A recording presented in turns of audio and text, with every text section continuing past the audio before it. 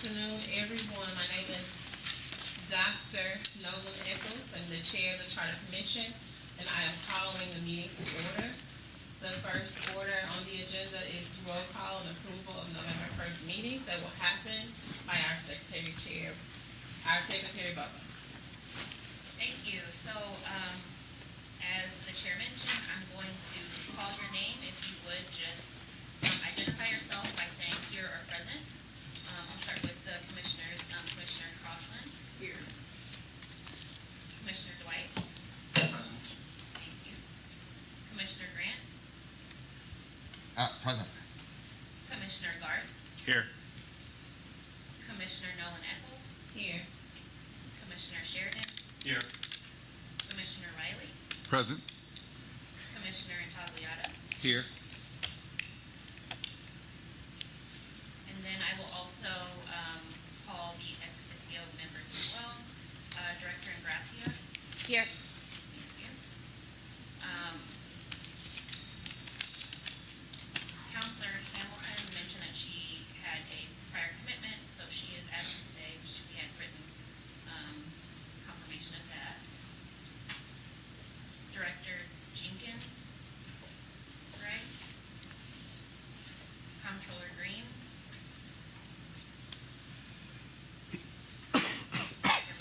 Here. And Mr. Jake Hummel.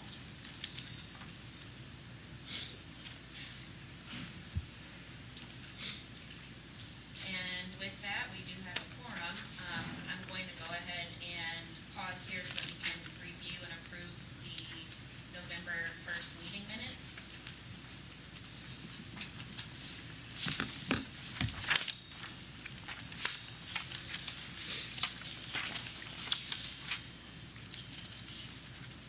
And after you've had a moment to review those, if someone wants to motion to approve them.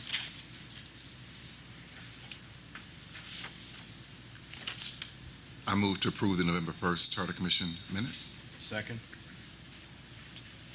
Okay, it has been moved and properly seconded. Can we have a vote? So those in favor? Aye. Those opposed? The motion carries. Thank you. Thank you, Secretary Bobo. The next item on the agenda is the discussion of work group progress and invitations to city department heads and officials. We're going to start with work group 1, and it is for the purpose of the public service and finance articles of the charter by Commissioners Garth, Grant, and Dwight, including Alderman Ballmer and Director Miller. Good evening, everyone. Going to go ahead and give the report for Working Group 1's activities. So we did have some meetings this past month. We were able to begin our meetings with departments, city agencies and departments. We had a very productive public meeting with the city's budget division. Director Paul Payne came to the committee meeting to talk with us a little bit about some of the questions we have about the ENA process, the city's budget process. We fielded questions from members of the community about that who were present with it. We'd extended an invitation to the comptroller's office to be present for that as well. They were not able to. We've sent some questions to them pertaining to their section of the charter that they have not yet replied back to. So we're continuing to re-up that with the hope that they would be able to be present in front of the working group to, again, just be able to be present to answer some community member questions about their role in the city charter. One topic that we had identified some interest in was their role versus the treasurer's office. At these, what was notable was at the November 16th meeting, we had several members of the community present who just wanted to talk with us about another area under the working group's purview, which was transportation and their enthusiasm for a actual Department of Transportation. You'll recall, if you were here for the November meeting, that these were the same folks, Community Mobility Committee and others, who presented about their passion for this idea, and who mentioned that they had produced of their own volition a report with recommendations about how the city might look to, through the charter process, shift to a Department of Transportation model. Some of the challenges related to transportation that the city might address through the charter process. We have confirmed that the City Councilor's office has subsequently received that report, so if that's something that's interesting to, I'm sorry? I don't think it's in that. I think it's within the drive that we all share. I think it's been uploaded there. It was really, we had a really great opportunity to do a lot of Q&A with that division. It is in here? Oh, wonderful. Great. Okay, it's wonderful. Yeah. So it's in there. So we're really excited to dig into that a little bit. And then we have identified as our next priority departments, or just the general priority departments that we'd like to hear from, in addition to the Comptroller's office, being Board of Public Service, as well as the Department of Public Safety, and then as a subsequent round, looking at the Department of Human Services and the Department of Health for providing that additional testimony to the working group about their areas of the charter. So once we're able to get some dates from them, we'll be posting those publicly online. So if you're a member of the public, you have interest in anything that falls under BPS, so infrastructure, big picture, streets, or Department or Public Safety in general, or Health, Human Services, anything that touches, please keep an eye out for those meetings to be scheduled moving forward. So I think that's it. Does anybody else from Working Group 1 have anything that they wanted to add? Okay.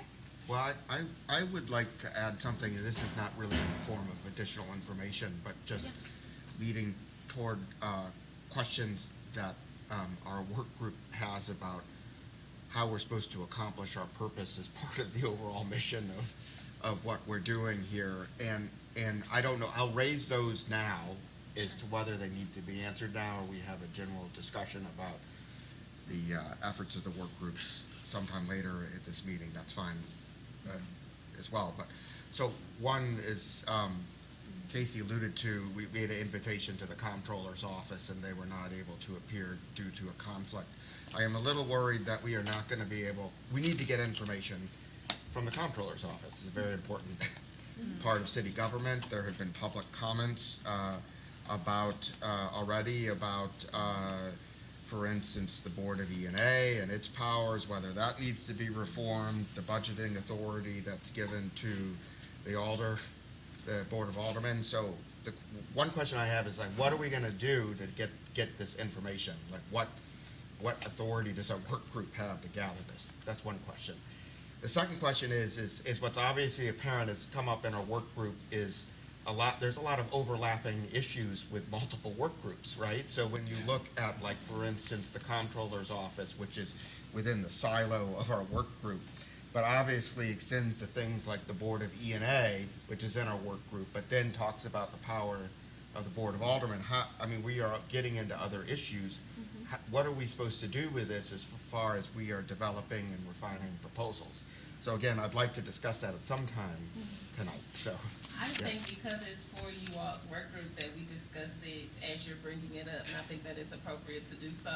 I think in the November meeting, it was clearly communicated that our non-voting members here have the authority to get us the information from the department's officials and the divisions that we need. So I'm a little taken back by the fact that work group 1 was not able to access the Comptroller's office to get what was needed or necessary, and why that wasn't discussed among the work group or solved among the work group. But to answer part 2 of your question, it's all of the articles are somehow aligned with each other because it is the structure of the city of St. Louis. We were to bring back our recommendations and discussions had in our work groups to convey amongst each other what that needs to be going forward as a unit, as a commission. So it was never to discuss or to make decisions in work groups. It was always to convene amongst the work groups to uncover things, bring it back to the body, and we discuss it as a whole to determine how those recommendations impact the other articles and go about our work that way. that was what we communicated to each other as an agreed upon approach in the September meeting that's reflected in the minutes and in our meeting agenda from that month.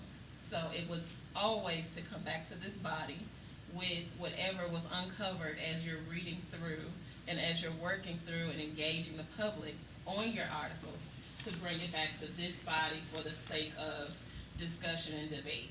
That was always the case. I'm not sure how or when or where that process was not recommunicated or reinstated, but that was, to my knowledge, always the approach. Point So- of note, while there was invitation that was sent to the comptroller's office, we have no control or sway over if they show up or not. We can't make someone show up. We don't force anyone to show up. We sent the invite. If they don't show up, that's on them, and that's a discussion that needs to be asked as to, well, hey, what can we do to kind of, move that process along? So we can't just force people to show up. We can certainly send an invite, but we are not in the business of forcing people to show up when they don't want to show up, or if they can't show up for whatever reason, such as like if they are short-staffed or what have you. We have no power whatsoever to really force someone or to drag them in here and say, hey, we need to ask you some questions or whatnot. So I think Commissioner Milberg or Commissioner Ingracia, what is your perspective on when the work groups or the commissioners as a whole need insight or input from departments, divisions, or officials in order to convene in our work group meetings when we can't get access to that? What do you recommend? Sure. So I think that, right now, my understanding is that the conversation is specific to the comptroller's office situation in general. Happy to continue reaching out and ask, about that. If that's something that, we need to ask City Councilor's office to, add an additional layer of request on, we're happy to do that as well. But I certainly think it's always worth continuing to extend the conversation and the request to them. That voice, I think everyone would hopefully agree, is a valued voice in this process and a necessary voice of information in this process. And I think that we would all hope that they would, with some continued outreach, be able to, at least on the topic of the charter's language pertaining to the roles of the comptroller, be willing to engage in that. So, I know we're continuing to reach out to them, and again, if it's something where, City Councilor's office staff can provide an additional layer of support and requesting, that's something that we're happy to make that request of them as well. So, and I didn't mean to imply that someone is refusing. Sure. We did an invitation, Yeah. there was apparently a conflict, they couldn't make it. Okay, but we are starting to run, we're starting, our work group is supposed to, at least right now, be able to present something. And that's another issue we need to talk about, the timeline, sometime in January, which gives us a very limited amount of time to gather this information. And I agree, I don't think we're gonna go out and subpoena people to appear, so, but we have to. We don't have that authority. We don't have that authority. We don't have that authority. But I mean, it's helpful to have that information, and otherwise, we're sort of, we could be doing something that the comptroller or someone else, and the Board of Public Service disagrees with or thinks is a bad idea. We need to know that. I guess the other thing is that. As a point of order, though, there is a point where we're going to talk about timelines and processes. Okay, then I'll hold off the rest of that. So, thanks. Sorry, Chairwoman, do you mind Vicky. if I add to that? I would echo Casey's statement, but also I would encourage you, if you're starting to feel frustrated or that you're under a time crunch, there is a sense of urgency here. I would definitely recommend putting that in writing to the elected official or department head to let them know that we do need to hear from them. Their input is critical, and absent them being able to come before us, maybe asking somebody else from their department to speak on their behalf. Thank you. Does anyone else from Work Group 1 have any other input pertaining to what was discussed regarding public service and finance? Are there any recommendations other than discussion that was put forward or recommended at the Group 1 meeting on this month? ultimately, really, we just need to just speak with the comptroller's office, and then, of course, we will get to Board of Public Service, ENA, all that. So we're just following the map that we laid out, so. Mr. Grant, you mentioned some overlap with our working group, working with the Board of Aldermen. Are there particular things you want us to think about, you want us to meet together, discuss recommendations? Well, I guess that's sort of maybe a question we have for later when we talk, I mean, about the Why don't we timeline. go through the three group presentations and then figure out where we maybe need to follow up and. That could be true. I think that it's in alignment with Work Group One's discussion. So what we have to be clear about is Work Group One has the floor to answer any questions from any commissioners pertaining to what was discussed in that meeting. And the body of commissioners has the authority to ask what alignment with their articles is in place. So I think that the question is appropriate. And I think anything from any of the other work groups that is impacted by Work Group One should be asked at this time. As we go forward, that will be the continued communication. So I think the question is appropriate. Yeah, no, I can tell you, so for instance, Mr. Riley, so we had a great presentation by the budget director, right, about the budgeting process, some of which is by charter, some of which is by ordinance, some of which is by practice, some, all about gathering information. And then, so that was very helpful, but then you get to the question of, what is the authority of the Board of Aldermen, or the authority of the comptroller, or the authority of the Board of ENA to make requests or force requests for budgeting increases? That will get into another work group. He had a very interesting opinion on that, which I don't know whether it's personal opinion or an institutional opinion, but about the necessary checks of having limits on the Board of Aldermen's power to increase a budget item. He thought that was a good check. But that's something I think the other work group, it's very helpful for them to know. Whether they agree with it or not, I don't know. But that's the sort of information that we obtain. It is good to know, because it came up in our work group as well when we met with the Board of Aldermen, so I'm glad that you heard that. And we can talk about our thoughts on that later, but to hear that came up. Do you have a particular leaning or suggestion that we need to be thinking about? I haven't formulated one yet, but Okay. But I think it's a good issue to consider. Okay. Thank you, Work Group One. To move forward with the agenda, Work Group Two has the responsibility of incorporation, legislation, and taxes. Commissioner Riley, Commissioner Crossland, Commissioner Tagliata, Director Gracia, and Mr. Hummel are the work group members. You all can go forth with your presentation pertaining to your recommendations, discussion, or debate. We formally reviewed Article 2, elections, and looked first for items and recommendations for improvement. In Section 1, we're recommending that we move all general elections from April to November in even-numbered years following the federal election cycle. Likewise, move citywide elections from March to August in even-numbered years following the federal election cycle. In Section 5, we would recommend that we would move elections on recall, referendum, and initiative to either August or November of even-numbered years following the federal election cycle. In Section 6, consider lengthening the term of notice of an election from 20 days to between 30 and 60 days. And expand the notification sources for notice of an election 20 days out, which by charter is a notice in both daily newspapers. We thought that perhaps recommending and suggesting more modern sources and a multiplicity of them would be better. In Section 9, encourage the Board of Aldermen to prepare an ordinance to make it easier and more widespread to register to vote, which would be within their purview. And then two additional items.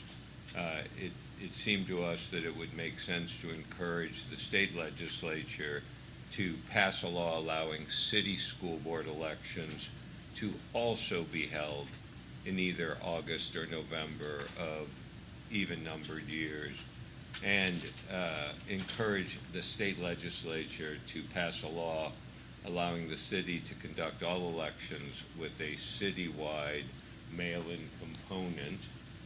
The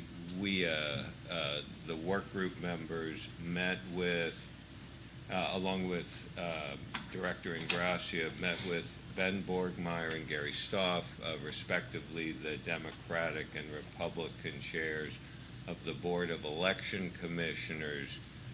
We had a wide-ranging conversation about what the charter says about elections, and they followed up with a note that we put into the record. And to give us some idea, eliminating existing March and April elections in odd-number years, by definition, would completely eliminate the cost of holding those elections. So there's a substantial money-saving opportunity here. And to give you an idea of the magnitude of that, it's not completely comparable, and we'll get real numbers, but the city cost of the August 22 election was $268,000. So it would be some large portion of that could be a direct savings. And the eliminating existing March and April elections, and this is probably more important, would greatly increase voter turnout and participation. And the example that was used by the Board of Election Commissioners was that in the April 2023 election, regarding Proposition R and a bond issue, two separate items on that ballot, there was only a 12% turnout. So compared to a 60 to 80% turnout certainly in November of even-numbered years, and quite high in August. And then they did say that the projected expense of expanding a mail-in citywide option for voting in either August or November would append what they estimate to be about $140,000 to the cost of those elections, but obviously would also boost turnout and participation in their estimation. So further research and next steps, we're going to develop a more detailed analysis of the cost savings that would accrue to the city through the elimination of odd-numbered year March and April elections, what further savings would accrue to the city by holding recall, referendum, and initiative elections in either August or November, and then estimate the increase in voter turnout and participation that would happen by moving elections to August and November. Once this research is completed, we would use our Charter Commission form to create one or more draft charter amendments for review. And this report I couldn't figure out how to do it this morning. I'm hoping that Director Ingracia will add it to our drive and all that sort of stuff. So. The city council's office can help you upload it to the drive. Okay, great. Do we have any other work? Yeah, I have a progress report on another cluster within Working Group 2, which has to do with the Board of Alderpersons. And once we got through what we got through with regards to elections, we moved on to another cluster, which was Board of Alderpersons, which we have begun but not completed yet. So there isn't a formal report with it yet. I just have some concepts and overall sorts of statements right now to be able to offer. We conducted 2 interviews at our last work group meeting, one with President Megan Green and the other with Alderperson Alicia Saunier. We have 2 more meetings that will be coming up, one in December and one in January with clusters of alderpersons. And so at the end of that process, then we'll be in a better position to be able to be more definitive about what we want to be able to say. But it's fairly clear from at least the 2 interviews we conducted so far, that there are some commonalities and some things that are a little bit different. Like Working Group 1, we found that there was some overlap between what we were attempting to learn in our work group about the Board of Aldermen, I guess it's formally called now.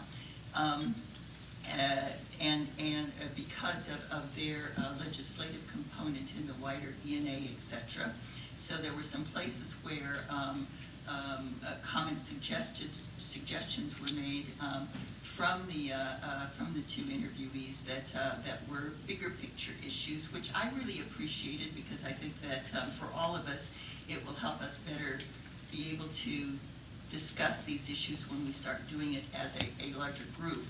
But for now, let me just mention one of the things that consistently both of them said, and I expect to hear from others, is that they appeal to us to rename the board. That the Board of Aldermen at this point is an arcane term that's not understood either within the city or outside of the city. Alder people is just not, they go, we need to perhaps have a city council or whatever the term is at that point, just a simple statement there. Clearly, the issue of expanding the board's budgetary authority is on all of their minds.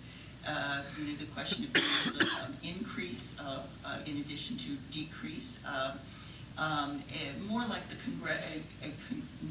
more like the way the House of Representatives functions. I guess that's the best way to be able to put it right now. No recommendations in terms of how any of this would be done right now. These are simply statements about issues that we're looking at and considering. Improving budgetary accountability is an issue of concern.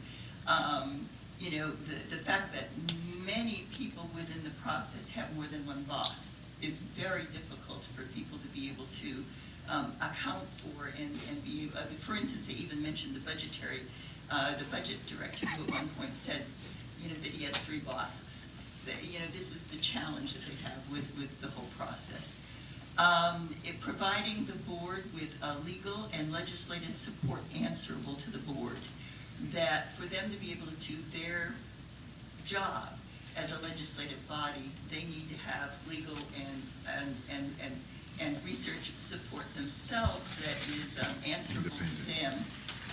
And then obviously the executive branch would have their counselor, et cetera. But that right now one of the challenges also is just the fact that too many people have too many bosses they're trying to be able to report to, and that's an area of concern to them. A board that includes at-large, in addition to districted alder people, is of interest, at least as far as we can tell so far. That there need to be individuals not just who are accountable to their wards, but individuals who have a broader vision of a city plan and what's needed. That alder persons should have no other full-time employers. That was the way that it was phrased by one of them. We need to add a leverage option if the budget is not adopted by July 1, that there's no leverage right now to be able to deal with that issue should for some reason the budget not be adopted. And then a couple, because we asked them if there were other things, because they work so much with other parts of government, were there other recommendations or issues that affect their work. They had two other statements here that we'll continue to be looking at as well. One is to expand independent civilian oversight authority,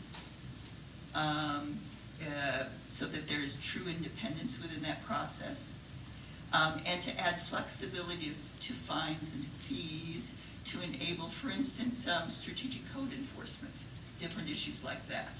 Right now, I think there's a $500 cap or something in the system, and so they think there should be flexibility there. So that's what we found just from the two interviews. Clearly, we will be finding other issues as we go along, and then through research and communications with other work groups, etc., we assume that all of this will start gelling together in terms of a strategy at this point and a direction to go in. Did I miss anything, Scott, Anthony? No, very good. Very complete. Our third area, which is taxation, we will later this month begin to get into, and so at the January meeting, we will have some comments about it. Did any other commissioners have insight, input, discussion, reflection on Group 2? I have a question regarding Commissioner Crossland. You mentioned that the Board of Alders was interested in having more budgetary oversight, or how does that interplay with the E&A structure? Much discussion around that? Well, there was some discussion because obviously one of the candidates was, one of the interviewees was President Green. And so we asked her, based on her experience in both roles, you know, how and what she thought worked and didn't work, without regard to for who's in the positions right now, but really a long-term kind of view of how good cities operate. And she actually had some interesting, clearly some knowledgeable perspectives on the thing. Her own, as we talked through it, and she began, if we want to put it this way, to kind of design what it would look like in her head. We started talking about why, in the long term, an E&A was really necessary. That contracts, that a finance department, et cetera, might very well be part of the executive branch of government. That the oversight component that's part of E&A has some conflicts within it right now that are difficult. That the Board of Aldermen do not elect their own president at this point, and so that person, there's a difficulty in the fact of that person sort of reporting to two different entities, and that perhaps what would be advisable or of interest would be a New York model where they have an Office of Public Advocate, something like that, a title like that, which really is an oversight operation, that things like maybe audit and legal and oversight and financial, et cetera, would be part of that position, which might very well be an elected position, and that then would be the check and balance, the balance to the check on the balance process that might make more sense than the model we have right now. So it didn't get too far with it, but that was kind of the beginning of the discussion that we had about a possible model that certainly nobody's stuck on one way or another, but is an interesting kind of a way to look at what government is now, but what it potentially could be. Yes, Scott?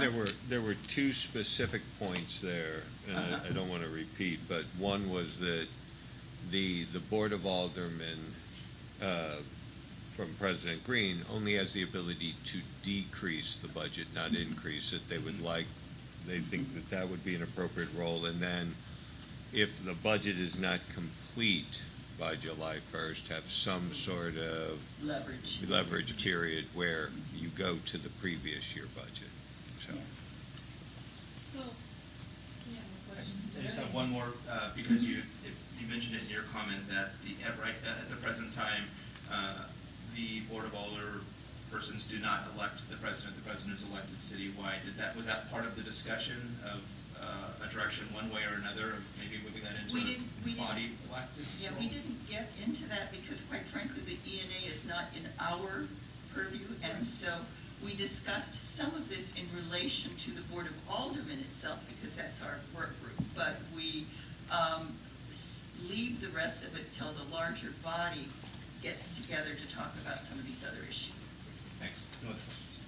My questions for Work Group 2 related to, did we get public or the citizens' input on some of the discussion that was happening around changing voting dates or parameters? Did any of the public?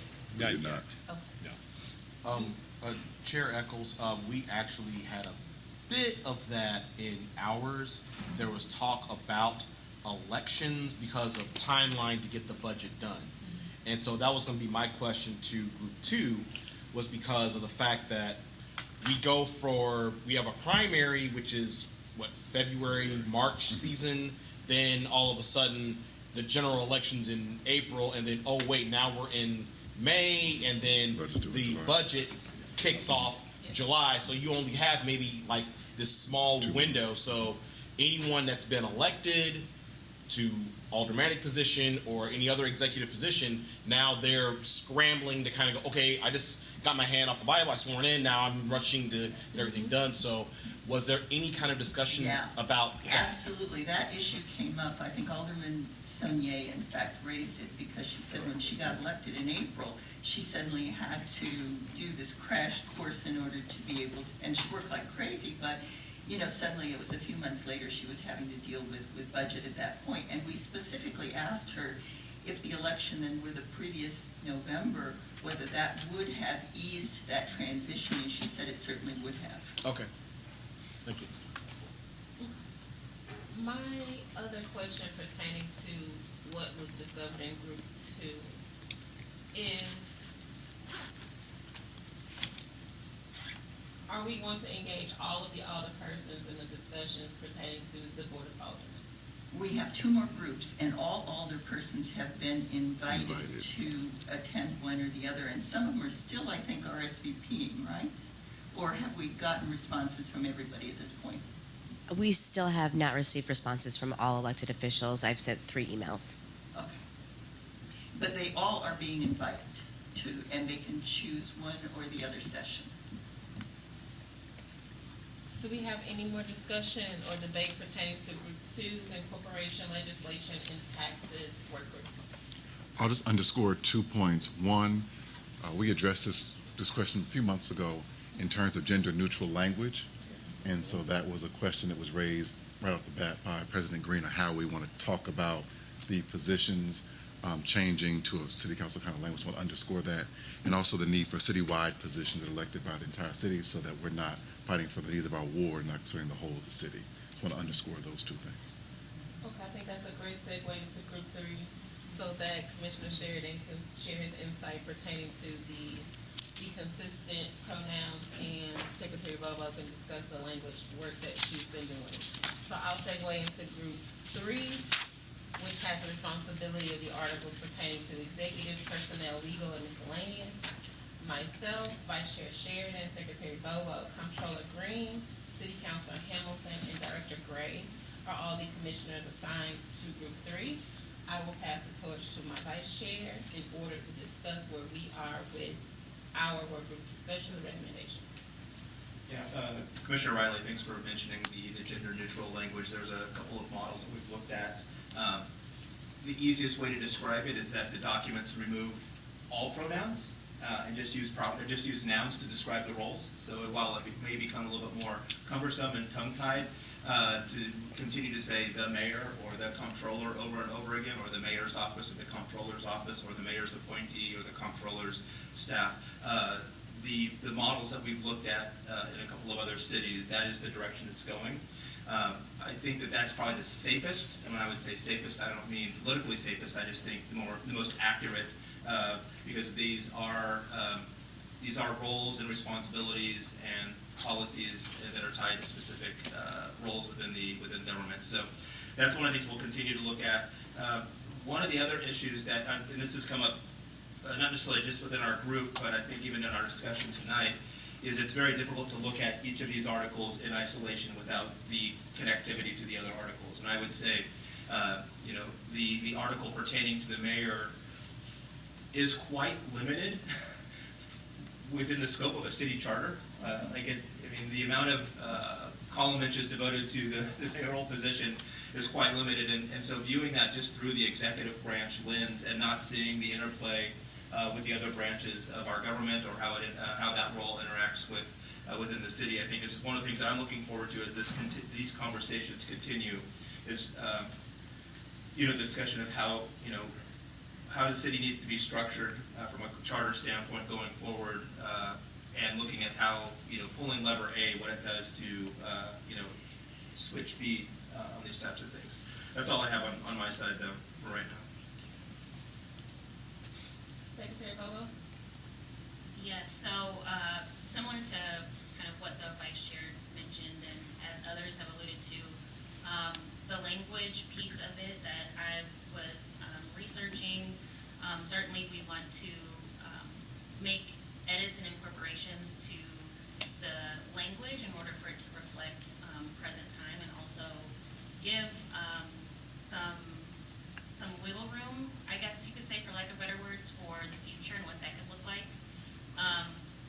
Certainly what Vice Chair Sheridan mentioned, kind of removing pronouns or other archaic language where it does exist, so that the document itself reads more as a citizen-focused, citizen-enhancing document is something we're also looking for.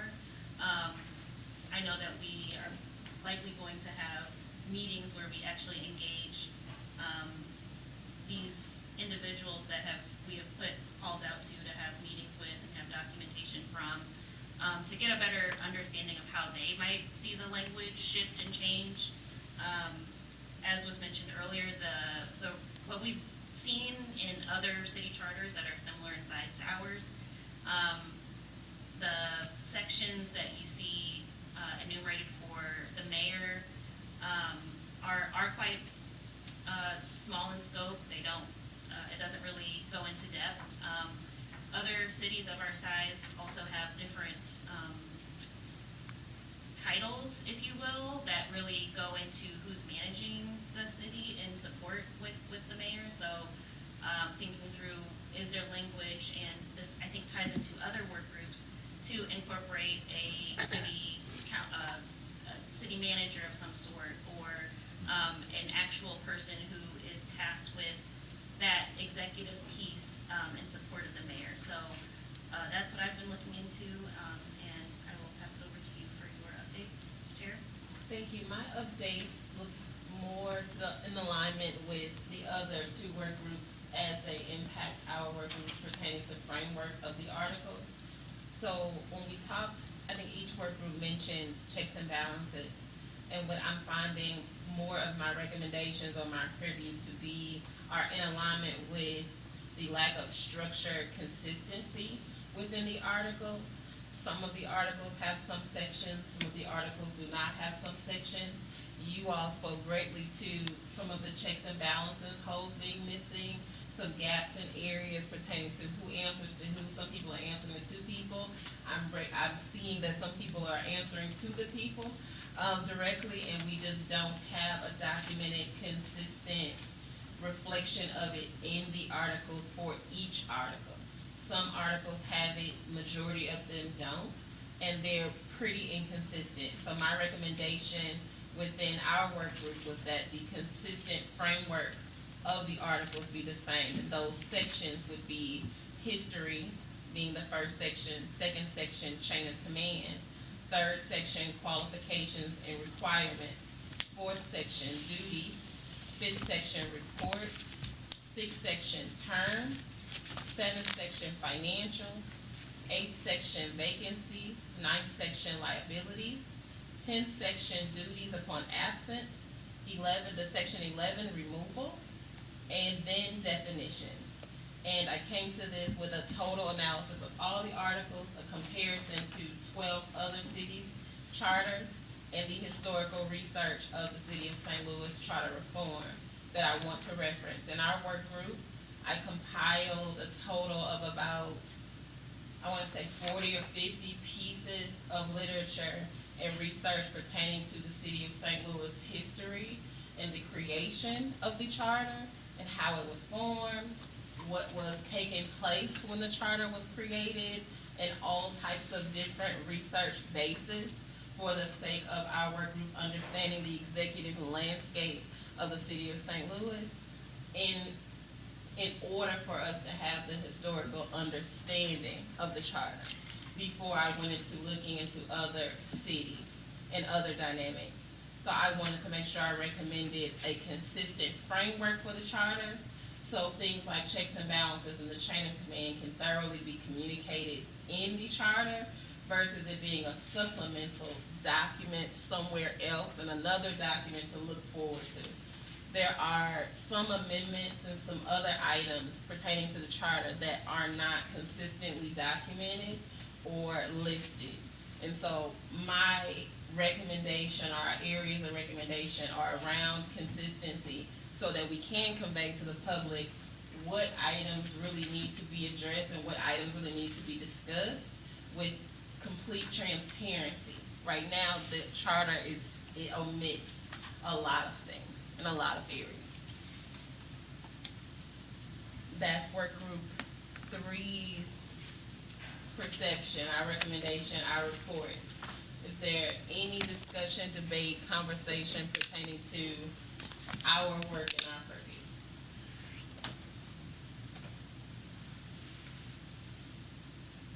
No? Just a quick question. Maybe I missed it, but will you be interviewing people from the personnel department? Yes, I'm putting forth motions pertaining to the persons that we want to discuss, but we're gonna have another meeting prior to putting forth those motions or putting forth those interviews. But I'm sure that us as a work group, we're gonna interview everybody that we're articles that we are reviewing. So our interviews will take place once our drafted recommendations are in place. So we have the concerns of consistent language, consistent pronouns, and consistent frameworks. That's what we put forth to date. Madam Chair, with regards, you were talking about with checks and balances and just making sure that people are reporting to where they need to be. Because I just want to make sure that when you say that, are you talking about just as far as the route in which people go through different departments? Because of course, one of the things that is a concern for the city is, of course, every department has its own rules and processes. But then, of course, I know that, like for example, the Board of Aldermen, they have the Rules Committee, which is how they govern themselves, as well as meetings and things of that nature. So just wanted to kind of glean as to being a bit more, if you can kind of expound on that a little bit, as far as like, so that we're not overstepping everyone, but also bringing everyone into alignment. Because I know that for citizens, calling one department and then getting bounced 4 different places to end up right back where you started from is extremely frustrating. And I think that is the issue with the current structure. So my recommendation by way of reading the entire charter is that people, I'm a 3rd generation citizen of the city of St. Louis, okay? My grandmothers don't know who to contact for the city of St. Louis, okay? And the concept is that the charter should read who's responsible for what and who holds that person or that department or that division accountable for doing that thing. And right now, it does not read as such. Right now, it kind of itemizes people's overall responsibility and who they may or may not report to or be held accountable by. But it does not define a particular department, a particular office, a particular role as the person that office reports to. Even if it's the citizens of the city of St. Louis, I have concern that we're not necessarily reporting to the city of St. Louis citizens at all, right? And that's my perspective based on my, again, being a 3rd generation of Like the difference between neighborhood stabilization and Citizen Services Bureau. Yes. Gotcha. Okay. Right. I see where you're going with this, and I love the idea that we can better understand who's where and where people should go. The one question I guess I would pose would be whether all of that should be in a charter which requires a vote to be able to change, or whether the charter should be the overall structure under which this operates and mandates ordinances that then can be modernized as the city change evolves. Because I know that we won't be able to look at it probably for another 10 years. And in between, there can be a lot of things that can change in a city. So I would urge us to think about a blend of better defining what we might have in a charter, but thinking of the charter more as the overarching document as opposed to the catch-all kitchen sink, because that might actually end up being more trouble than it's worth. So I want to add to this, and I want to add to this because if you review some of the other charters that have recently been revised and recently have received amendments, and these recommendations that I'm coming forth is after speaking with several national individuals that have participated in charter reform. And what it means is that when you have gaps and you have inconsistencies, you have areas for corruption, you have areas for confusion, and you have areas for people positioning themselves in ways that they should not position themselves. For example, we have commissions in the city of St. Louis that no one knows how or who or what those commissions report to or who holds those commissions accountable to anything. Ordinances alone, we have commissions that have been created just because people form. And those levels of accountability are not stated or documented. It's in our work group where it came up that the Charter Commission is a governing document, and the department's officials and divisions use it to manage their roles. If the governing document allows for this said inconsistencies or these said gaps or these said areas or lapses or whomever, then what holds them responsible for doing what it is that the charter states, if it doesn't state it at all? So my concern is that the charter omits a lot of things that it should not, in order for the city to truly be able to use it as a governing document. It has to be functioning in such a way.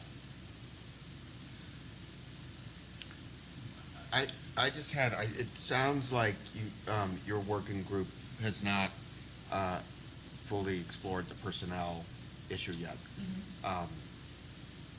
which I think is very important.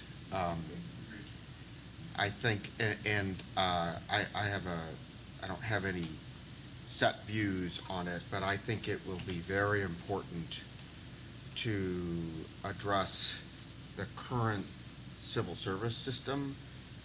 I'm a strong believer in civil service rules. I do think that the existing system with a director of personnel, which essentially works on his or her own and is very independent, creates a lack of accountability, and is something that I would really like to hear the working group's opinion on whether that structure needs to change while preserving civil service protections. The second issue, which I think is very important, and one which I think is beneficial to the workers of this city, would be a recognition of the right to collectively bargain be put in the charter. Right now, we have continuing issues with this bumping or conflict between collective bargaining agreements and civil service rules, and which prevails. And I think we should give the workers of this city, put into effect their full right to collectively bargain, and be able to establish through negotiations with the city rules that would apply to them. Collectively bargain what specifically?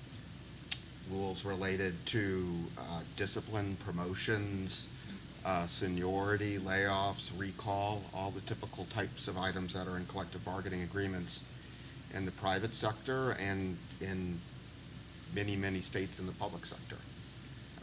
And it's, I think, allowed now, but I think it would be greatly beneficial to have that enshrined in the charter. Commissioner, just to take the first part, when you say current practice isn't accountable to who and accountable in what way? Well, so right now, the director of personnel is very independent. I mean, you get appointed to that position, and it's almost, I mean, you can be removed for cause, but it's very, very difficult to do so. As a result, the decisions that the director of personnel make, if they cause a problem, there is really nothing the mayor or the board can do about that. And that system had very good intentions when set up, you know. But it doesn't But work it for them. does not always function, and that's not necessarily that's not a criticism of civil service rules in themselves, right? I think workers deserve those protections, but that is a question about the accountability of the decisions made under those rules and who is going to get blamed for them and who should have the power, if there's a problem, to change the problem. So I think I find that's- accountability to be an issue across the entire structure of the city of St. Louis, and that's just my perspective. I find that, again, the chain of command, the checks and balances, the accountability and responsibility. To your point, this particular office of civil service, if it's impossible or it's hard or it's complicated to remove someone, we're looking at the mayor's office that does not have the authority to do so. And that's not just for this particular office, but it's across several. So from my perspective, putting in someone like a city manager, it would further the structural issue pertaining to whom is responsible for what and how if it is not in the governing document. If it is not in the governing document, it gives departments, divisions, officials, and staff persons their free reign of sort to create it as they go with no structural framework on what is or what is required or what must pertaining to a department, pertaining to a division, or pertaining to an official. And from my perspective, that is a huge issue that I'm seeing, that I'm not hearing be addressed. I don't know if citizens have brought it up. I don't know. I do know that from some Board of Aldermen and women, some of these things aren't addressed because they aren't documented. Some departments, divisions, and officials find them not to be of concern. For example, and I will repeat, I'm a third-generation St. Louis City resident. North St. Louis has absolutely no infrastructure pertaining to commissions. On the website, you will see where there's absolutely no infrastructure. And I want to understand, as I requested and asked, and I've had some discussions, some interviews, some recourse pertaining to why it has occurred, but it has been able to happen that way because nobody is responsible for doing so. Nobody is held accountable for what is or is not put in place for all areas, all zip codes, all neighborhoods, all individuals, all citizens pertaining to the city of St. Louis. We have a lot of cherry picking that happens, and we have a lot of if we do want, or if we don't want, pertaining to how the city structured or how the city operates, and it just should not be. The charter should reflect the governance of the city, and that it should entail all of these aspects. But not to belabor. Does anyone else have any input on work group 3's findings, discussions, or debates? Madam Chair, would now be an appropriate time to request the transfer to working group 3? Yes, I'm going to move into item 4. Whenever you get to it. Yeah. So before we do that, quick question. One, so your approach is to come up with the recommendations first and then talk to the affected personnel and staff. Could you share maybe why you're taking that approach as opposed to hearing from them first and then formulating recommendations? Yes, I will share. I believe that we're taking that approach primarily for this work group because I don't want the city of St. Louis's staff, departments, officials to regulate how this particular work group's articles are framed. I'd prefer that input to come primarily from the individuals of the city that are gravely impacted. So when the executives, the personnel, legal, and miscellaneous articles are not functioning in a way, or those offices are not functioning in the way, I find that the city of St. Louis's residents are gravely impacted. Therefore, I wanted to do the framework aspect of the articles and get the people's input first, and then ask for the departments, the divisions, and officials, which I've requested on multiple instances, getting their input after we understand how these offices are impacting the people of the city of St. Louis. That was the approach that we're taking. I'm taking that approach because I want to hear from the people pertaining to these offices first, and then hear from the persons that are holding that office, because I don't want it to be based solely on the people holding the office or the people working in the department or the people working in the division, because sometimes we don't experience it as citizens. I think it's a fine approach to hear from community members first and then the officials, but I don't think that we've really built the infrastructure to hear deeply from residents in a structured way. I think our work groups Yes, have I had, plan a to couple speak to that in residents. item number 4 of the agenda. I plan to speak to that.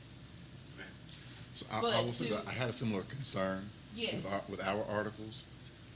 I will say that for the first 2 audits we have discussed, talked with, interviewed, that I was pleasantly surprised to hear a pretty broad perspective, and even them recommending we move to a system where you have either bicameral approach or having all the persons elected to the entire city, not just their own ward, to stop the infighting, to bridge racial, socioeconomic divide, et cetera, and that came from them. Because this will impact people's jobs, et cetera, what we will try to put forward. The second question is really about all of our articles. When we first started, we asked the council for her opinion on how we present this to the city, because we're putting together amendments, but we're discussing rewriting the entire charter. So I want to make sure that we're clear on our approach, so that we don't come to June and have to Yes, I think reformulate how we that's approach. I want to start there, Okay. and then I'm going to revisit we haven't had an approach design. So I'm going to move to agenda item 4, and I'm going to answer both questions, because that's where we're headed. The framework for the work groups was created by the very first meeting in August, pertaining to everyone having transparent input and participation in the articles amendments.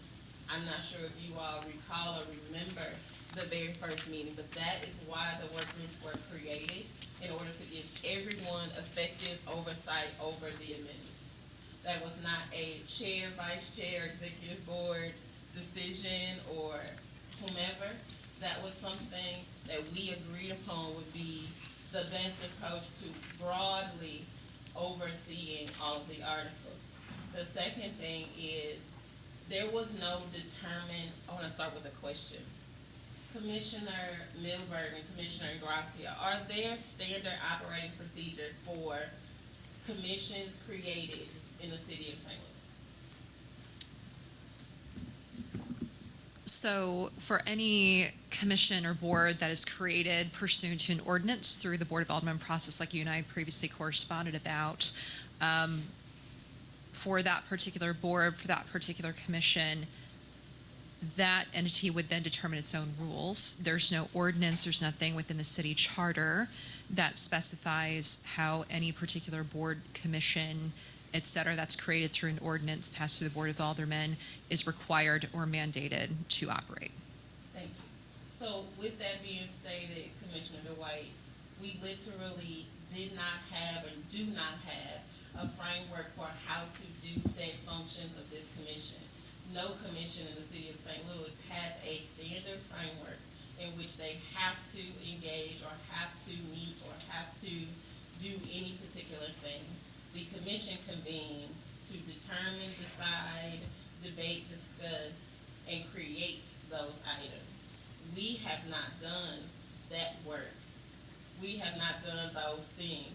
What we have done is voted on items like how the public will complete forms to submit to us for public hearings and public meetings pertaining to their input. What we have voted on is we have placed motions on the work groups and the framework being public or adding it to YouTube or whomever else for the public to have access to. There is no hard and fast rules on how we do or do not engage the public. The work group meetings were designed for you all to be able to do that as you see or need or find it to be fit, with complete and total autonomy over that. The city councilor's office has given us no hard or fast rule on how we go about that, or to do or not to do. So in this format, in your work group format, you have the total autonomy to invite the public to those meetings, to engage the public in those meetings, and to participate in what those efforts with the public look like. As a commission, all individuals, all work groups, all persons appointed to it, that's what we're here to do.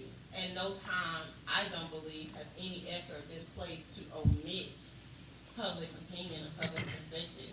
I will say, as already stated, there is no right or wrong way to do it. There is no standard way to do it. And there is no means in which we have or have not. I will also state this. I have worked with the city councilor's office. If you can tell you what page to turn to. On last month's agenda, I added a part-time commission staff agenda. I know that the public in the audience does not have a copy, which is we're equally addressing. But on this page, page 48, on page 48, you see where this agenda was created by myself in September. This agenda encompasses almost 9 different ways to engage the public, in which I presented to the city councilor's office. In presenting it to the city councilor's office, I spoke with yourself because I find that you have skill in community outreach. I communicated with you on what it looks like for you to lead or add to or communicate with the city councilor's office pertaining to coordinating said efforts.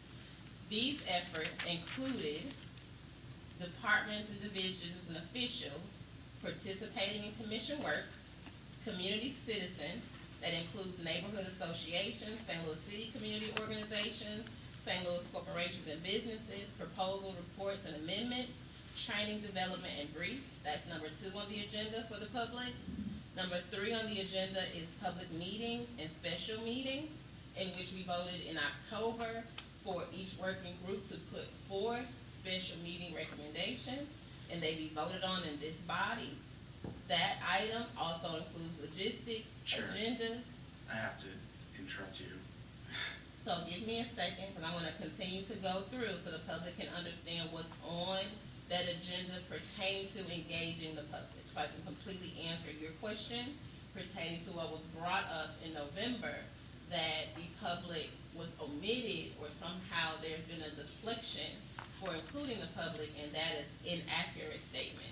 So I'm going to complete my total statement so that it is clear. Number 4 on this agenda is communications. That includes press releases, citizens pre-recorded phone calls and voicemails, SMS to citizens, newspaper articles about the charter to citizens, website updates, STL-TV logistics. Number 5 on this agenda is marketing, email newsletters to citizens, direct mail postcard invitations to public meetings and public hearings to citizens, social media posts about articles, topics, meetings, and updates to citizens, flyers about public hearings, public meetings, and public agendas of all sorts pertaining to the commission, PowerPoints pertaining to the commission, are all under number 5 of this part-time staff agenda. Number 6 is I also included reports to be completed pertaining to the commission efforts and commission work for months November, January, March, May, and July. I wanted those reports done because in my reading of charter reform, outside organizations do reports on charter reform, but the commission itself does not do or issue reports to the public. That was what I wanted to be addressed with number 6 on that agenda. And then I go into a list of other responsibilities that I plan to coordinate with the city councilor's office and the staff that have been assigned to us. I decided to do that work with the counselor's office so that we are not spending 2 or 3 or 4 hours doing what I find to be the task coordinated administrative items that our staffing of the commission should be completing. That is why I created that agenda, and that is why I discussed it with the city councilor's office for completion. So the engagement of all citizens, all residents of the city of St. Louis could occur. So those efforts were made way in September. They were continued in October with the city councilor's office. In November, you all wanted to communicate or have it communicated in this forum, this work, which I have 0 problem with. But I want everyone here to understand 6 or 7 tasks of that work is all coordination and administration. So if we want to have that conducted in public meetings for the public to be a part of administration and coordination, I'm fine with it. I find it not to be associated to the articles themselves, which is why the public comes or is engaged with us in this process. But that is my presentation and my answer to your question pertaining to the omission or the lack thereof of public input. And I'm going to let you give your response to that, Commissioner Dwight, and then I'm going to move on to the other selected areas in Commission 4 and get to the commissioner with changing his work group.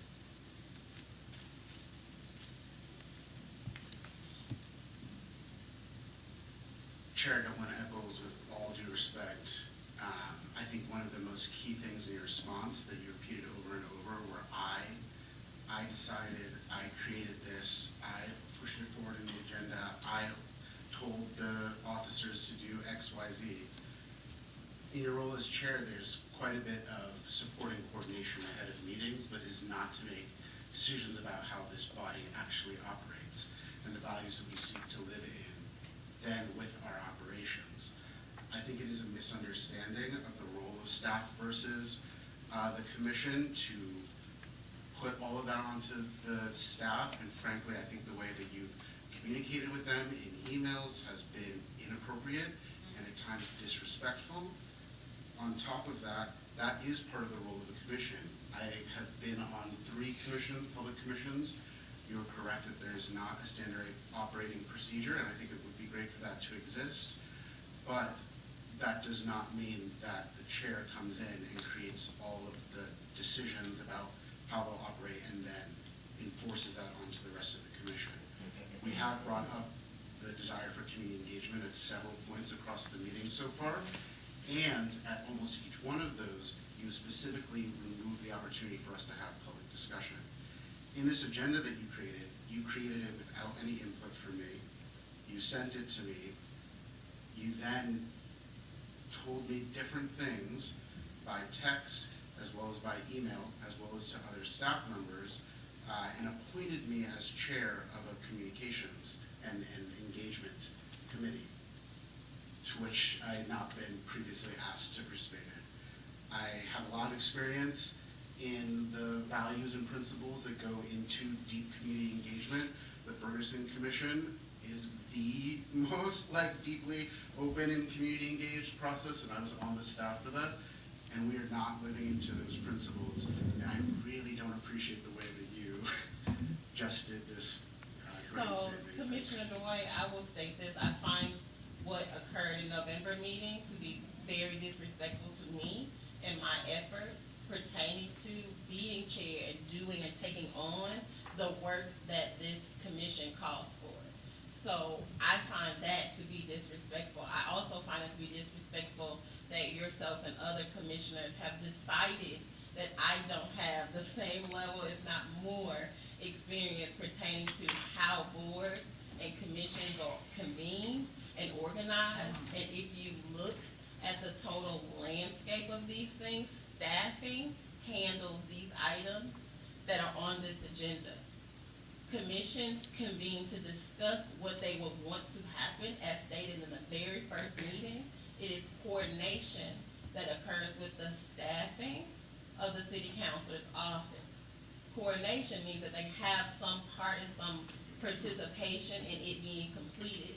I also had a question pertaining to you all's discussions at the November meeting, is who is responsible for completing or implementing these items if it is not the staff of the commission? Because I've come into instances via email, via text, via phone, and even on video conference where commissioners don't have the capacity to complete these items on this agenda. So I will state again for the record, I too have been on maybe a dozen commissions in and out of state, board in and out of state, and that is not my concern here. My concern here is we stated that the public was omitted from engaging in this process, and that I led efforts to omit the public from this process, and that is inaccurate. So, whoa. Point of order. Few things. Number one, while rich debate is all good and everything, and while I understand everyone's expertise and everything, the purpose of the commission was to collaborate with one another. We are to collaborate with each other. All 9 of us have the same equal voice.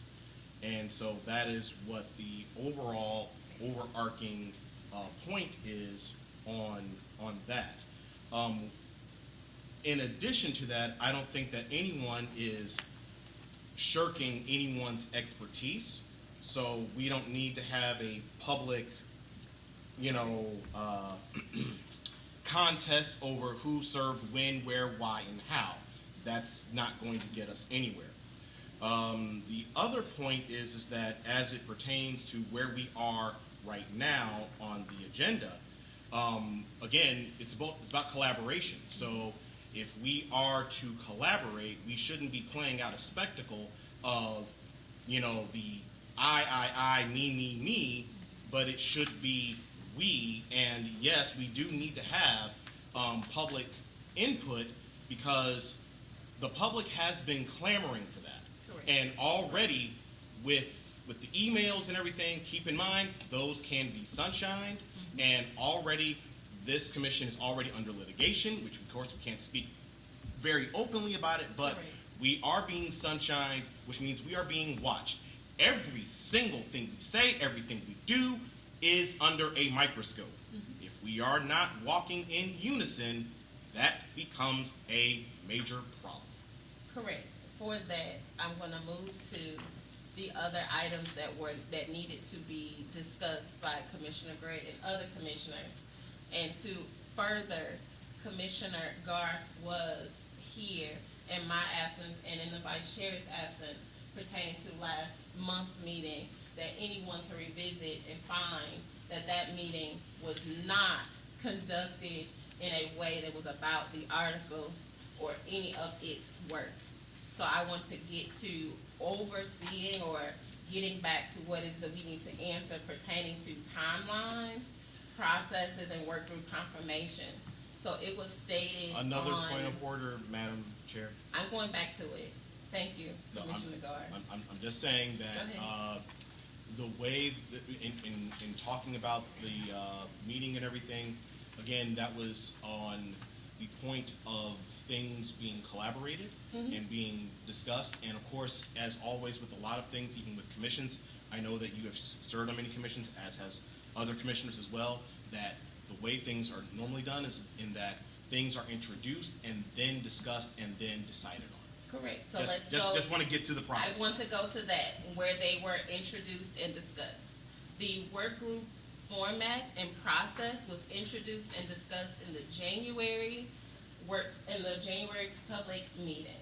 On October 11, 2023, I responded to the October meeting's request in September. We discussed what it was that we wanted to see in this process and how we wanted to work in this process. Everyone can revisit the meeting minutes pertaining to the September meeting, including the October meeting. As a result of the September meeting, October 11th, I responded to all commissioners at 1:55 p.m. with a public amendment proposal and the city charter work group process updated. It was stated in November that there were items that were not added or edited.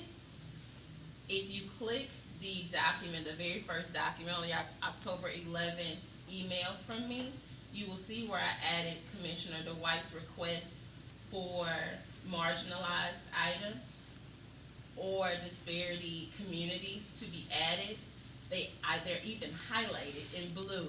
So it states, does this charter amendment negatively impact historically marginalized groups? The second item is what is missing or could be changed that will decrease or eliminate racial or other disparities. Commissioner Riley asked for amendments to be added pertaining to timeline and policy. Those two were completed. Commissioner Hamilton asked for the proposed amendment form for amendments. All of those were done October 11th when requested of me, and I completed them for the commission.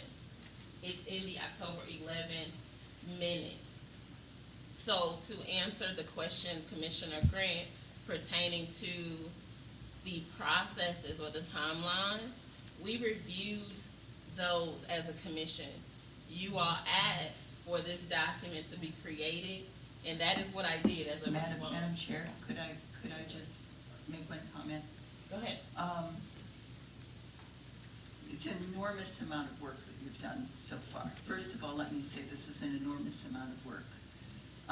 These working group documents, not the working group documents, but the initial, the work group amendment process, all of this kind of stuff that we reviewed in September. Quite frankly, it was our first meeting. I think that I believe that these are not legal documents from the point of view of being policies that are written in stone, so that there is the opportunity for them to evolve as we get into this process and discover there need to be changes, modifications here or there. So the one thing that I do want to say is, while this may be what we discussed in September, what we may find we need in December or January may be a bit different. And I think all of us that we want to do the best job that we can with this process. And so if that means we need to do some massaging and some changing here or there, then we all want to be able to work together to do that. Correct. I don't think that, I'm sorry, Commissioner Sheridan, nothing pertaining to the document was legally binding or final. This was a working document created by you all's request. And it has been edited on several occasions per your request. So nothing pertaining to it was established in a way that omitted your input or for it to continue to be something that can be edited. I just want us to reflect on the fact that it may still be something that will, require a little bit more massaging, and that we are all eager to work with you to do that. Yes, I agree. I think, go ahead, Commissioner Sheridan, go ahead. I just want to point out, this is just for the record and for me to share some of the thoughts I have with my fellow commissioners. We're in December, this is our fourth meeting. We have a public hearing that's slated for January, and I honestly don't feel like we have made enough ground that we need to make to be ready for that public hearing. And I'm not saying we're not going to have the public hearing. We're going to be ready for the public hearing. We need input from the public on what their thoughts and ideas are related to the future of the charter for the city of St. Louis. So I'm not saying we don't have the public meeting. I'm just saying that we need to do the work of the people. And I hear that echoed from a number of voices up here. I will reiterate what Commissioner Garth said. This is, none of us are questioning I don't think any of us are questioning a person's qualifications for being up here. We were all appointed for a reason. But I can say that when we get to August, if we have not accomplished what we need to accomplish, then the question could be, why were those people appointed? Right? And so I want to just make sure that we're focusing on doing the will of the people. I don't think we need. I'm with Commissioner Crossland. The best laid plans of MySimin, right? Like what we decided in September as a path forward may need to be massaged so that we can be ready for what we need to accomplish in January when we have our first public hearing. I have also heard from a number of members of the public, associates of mine, friends of mine. They're really curious as to when they will be able to provide input as to what the charter should look like. This has been from the business community, just general civilians. So whatever it's going to take for us to get there, I would just like us to get there. And I remember, I think it was probably one of the first meetings, Commissioner Dwight talking a lot about, every opportunity we can have to hear from the public, we should. And so, while we have 2 public hearings that are formal, the sooner we get some of those pieces of paper filled out, those slips and recommendations filled out by members that aren't the commission, that the general public submits information and ideas as to what they would like to see, the sooner we can start consolidating that, discussing it, and having the 9 people that are on this commission having meaningful conversations about amendments put forth for the Charter Commission. That's all.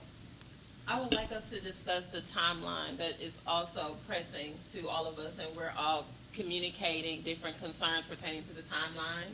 The deadline was set by the ordinance, and the timeline created was designed in order to give us enough benchmarks and milestones to get to that deadline with something the people can be proud of, which is why it was created the way that it was created. It too is not set in stone. It too can be adjusted, amended, corrected, but it was designed in order for us to have something each time we're in front of the public, for us to be making progressive movement towards amendments for our assigned articles. And you can see the word draft in each of the area dates pertaining to the timeline that you see on page 36 and 37. So I know that there is concern pertaining to the timeline for our work groups to produce recommendations, but they are drafts, and I think that drafts helps us to be able to amend and, scratch out, edit, massage, in Commissioner Crossland's words, whatever we come up with as we go. But they are drafts, and in the academic space, drafts mean that they get to receive edits. They get to get edited along the way. So nothing is final until we're all the way at the end of our timeline where we're supposed to submit the amendments for voting. So I would like to discuss with the commission, with you all, what it means or how we need to adapt, adjust, or change or correct the timeline put forth that has us with final drafts by the due date of the ordinance. There was a proposal from the our Public Service and Finance work group at the last meeting, which may be in some of your packets. That asked, I think, for that January to be a larger public meeting with a larger welcome. And then I think we propose moving back that first deadline to February or March. I think this was October that we proposed this. And so that would give an extra 1 or 2 months there. And then shortening the later, I think each deadline was maybe 3 months. Every 3 months there was another deadline. Mm-hmm. So our work group had suggested moving it back and then shortening that period in between to 2 months for each one of those. Does anyone else have any comment pertaining to the benchmark changes or having any concerns pertaining to the timeline changes?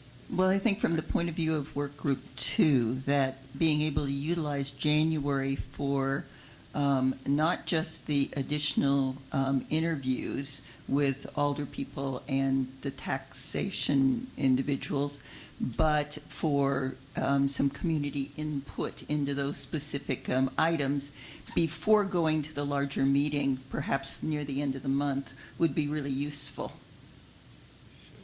Okay, in addition, Yeah, so I'm just, what is that, community, before the larger public meeting? Is that? Yeah, we need to have a public meeting in January, is that right? The What would you- first public I just didn't meeting. understand what you meant by community input before the. Organizations. There may be some organizations that have knowledge of specific parts of the clusters we're working with that we would want to bring in addition to the government people, et cetera, that we've been interviewing. so those are supposed to be special meetings, right? We Yeah, voted for those to be yeah, special yeah. meetings. It would be an extension of the special meetings into January to be able to complete the process.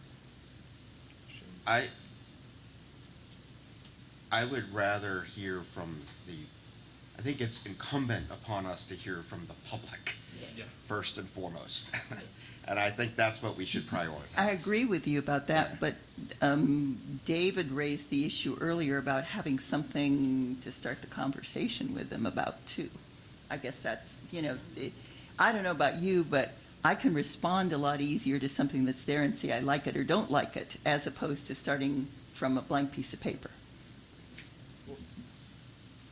So to be fair, process is not something I'm very good at, but what would be helpful is, and maybe I just don't understand it, but I thought that we were going to draft a number of charter amendment ideas and put them in some sort of presentation format and go to some public place and say, here's what we're doing, please tell us your thoughts. Am I on the right track there? I think you are. The only question I have is, I thought part of the work that we were doing is also getting some of those recommendations from the public. And Commissioner, I couldn't agree more. Yeah. But it's like, when we get them and how we get them, you're gonna get them, and then you're going to get them in formats that, quite frankly, you probably won't appreciate person to person or in a group.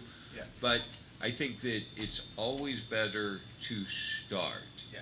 And I think Not disagreeing there. nothing will improve this process than having a deadline to say, whatever we have, if it's 2 or 3 or 23, let's say by this point, the 3 work groups have some draft charter amendments, and then we take them to the public, and we may scrap them all, we may find some great ideas from them, but let's at least have some tangible work product that we take out, and I think we have a bunch of ideas now. Yeah. We shouldn't be timid, let's create them, and if we're wrong on them or people hate them, then we'll, take that input and move on. But let's just say by January 3rd, 10th, I don't care what day it is, I don't get think- them in. I don't think that's feasible. I just honestly, we have not spoken to the Yeah, it won't be comptroller's complete, office. We Chris. have not spoken to anyone from the Board of Public Service. No, it won't be We are in the complete. midst of the holidays in 2 weeks. Yeah, no. Well, that's why I'm and I also- suggesting I just toward the end don't of feel January. that- I understand that's one way to do it, but I don't think the public Yeah. is going to have faith in us if we come to them, here's our ideas, rather than like, what are your ideas? Let's put, I think we need to be informed by the public, and I just don't think the idea of us having really refined drafts by January 10th is feasible. I think, Yeah, so, I don't think you will. Yeah. To be fair, though, I don't know if it would be a lot different by February 10th. It may be, but I think you need to start somewhere. And the other piece of this is that we will come up with further ideas down the path, I think. I just can't see it any other way. And if we have 2 or 3 ideas, then that's on us. But if we have 23, if they're good, somewhere in the middle, we'll have something, but we have to start somewhere. And we definitely need some input back. But I think that we need to start putting something down on paper and into a concrete format. And I'm not saying we'll be done by the first public meeting at all. David, what do you think? What do you think, Commissioner Goins?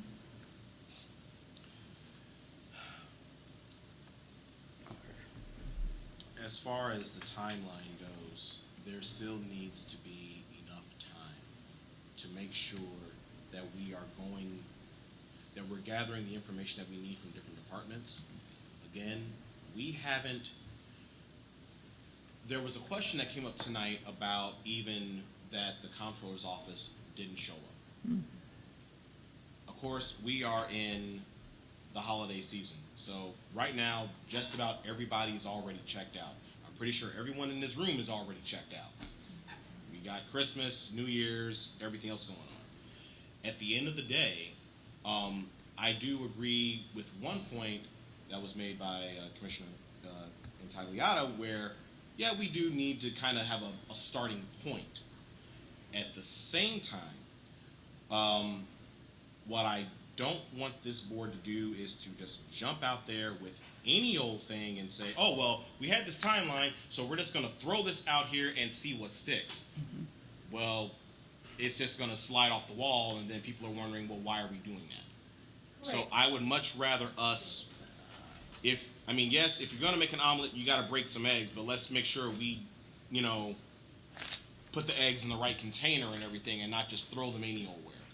So to speak to that, in tab 3, in you all's binder pertaining what the city council's office gave us, the charter reform document spoke to some of those efforts happening that way, where the citizens were not abreast or did not necessarily feel included or engaged with what was documented.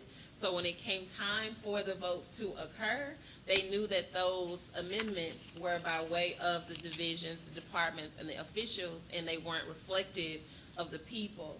And you'll see that same kind of trend in all of the charter reform documents that I've read. So if we take into consideration that reality that we both things, Commissioner Grant and Commissioner Intagliata, are accurate. We do need something to present to the public, and we do need to engage the public with what we present or how we present it. So I think both things are true in the research of how reform has not been effective. It has not been effective by way of doing one without the other. So I think both things need to occur at the same time. So I'm willing to entertain a motion to amend the existing timeline if one of the commissioners can provide the timeline it's being amended to. And I think, Commissioner Dwight, you did that eloquently. So can you repeat it? I'm willing to entertain a motion pertaining to amending the timeline.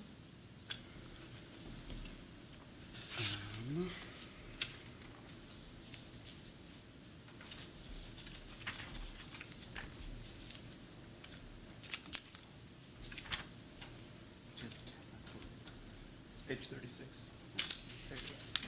36 here.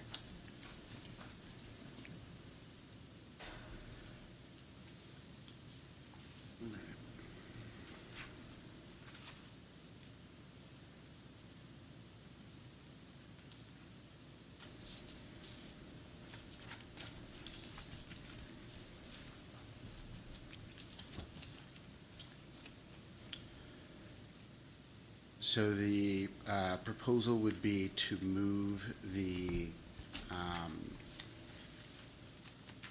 first benchmark, which is now set for January 2024, to February or March.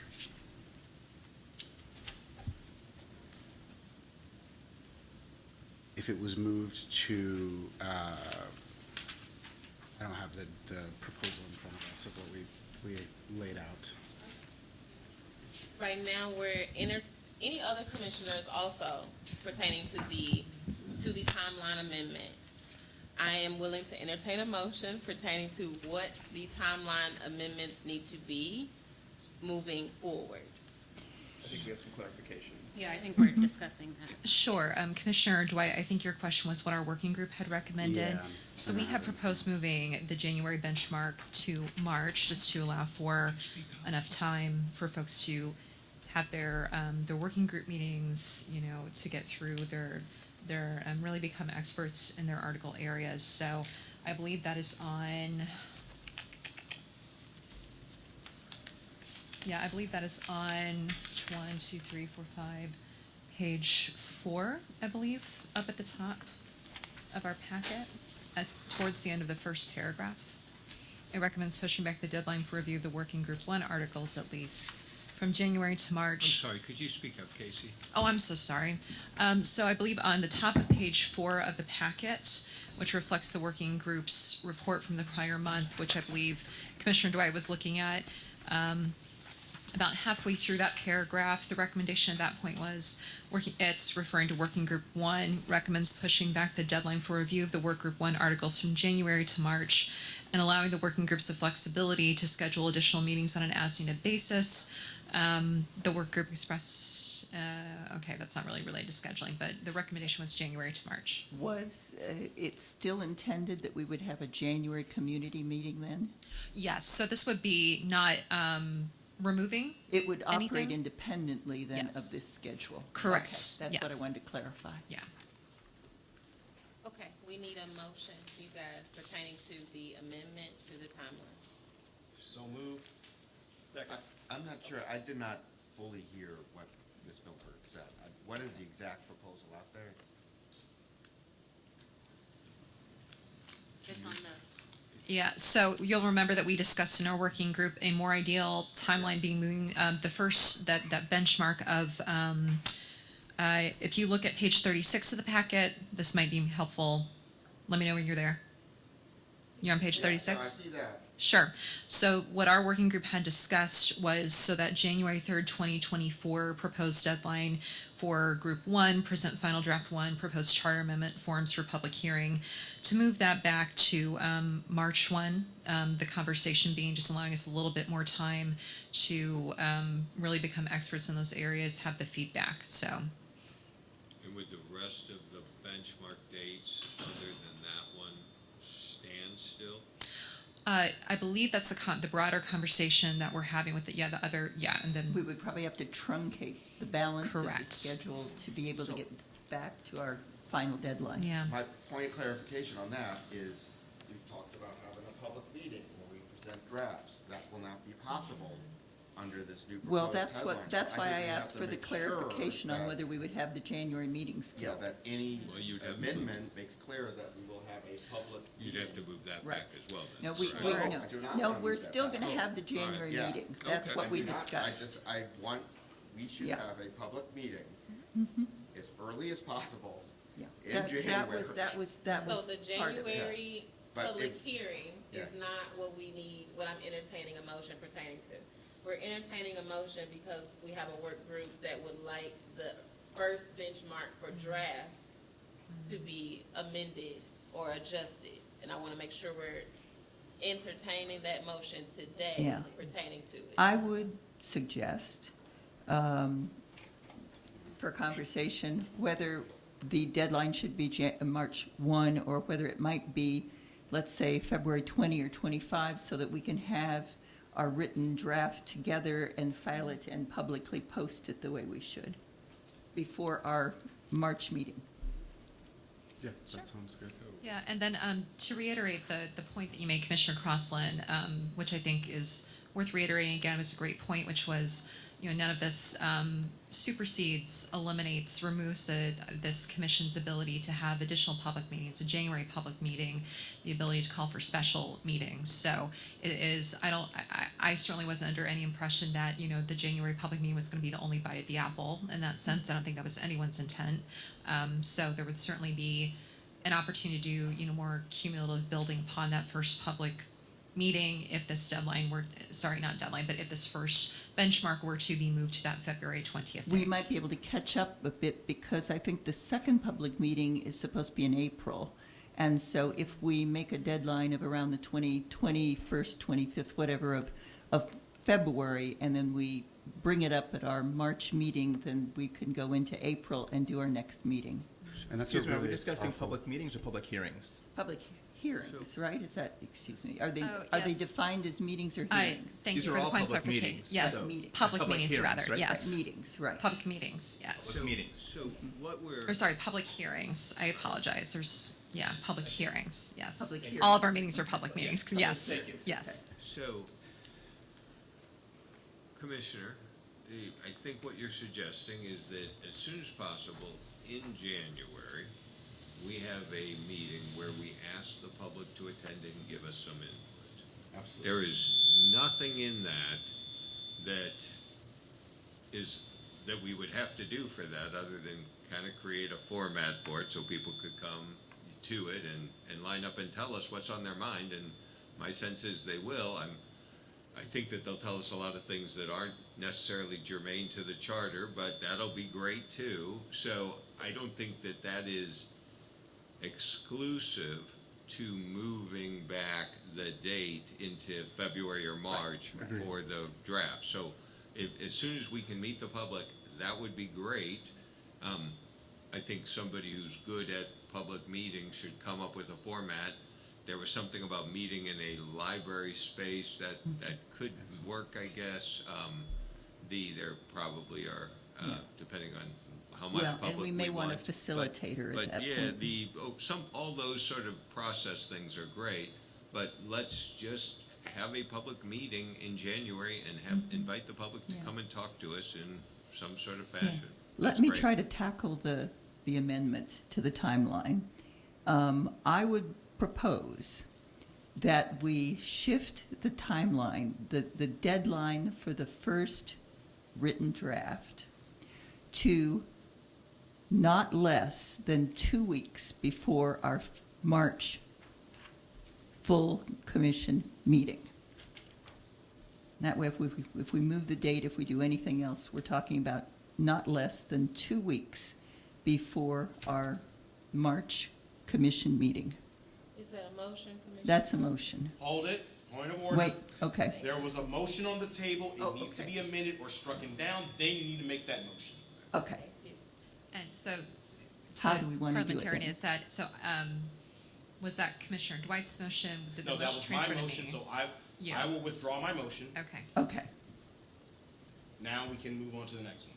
Thank you. Okay, and do I need to repeat it now then? Yes. Okay, so I make a motion that we amend the timeline so that the first written draft from each working group are available by no later than 2 weeks prior to our March full commission meeting. So that would be February 21st. February 21st right now. I don't want to put the date in there for if for some reason we shift because we're going to be talking about Meeting day. perhaps having different meeting days. Yep, sure. I second.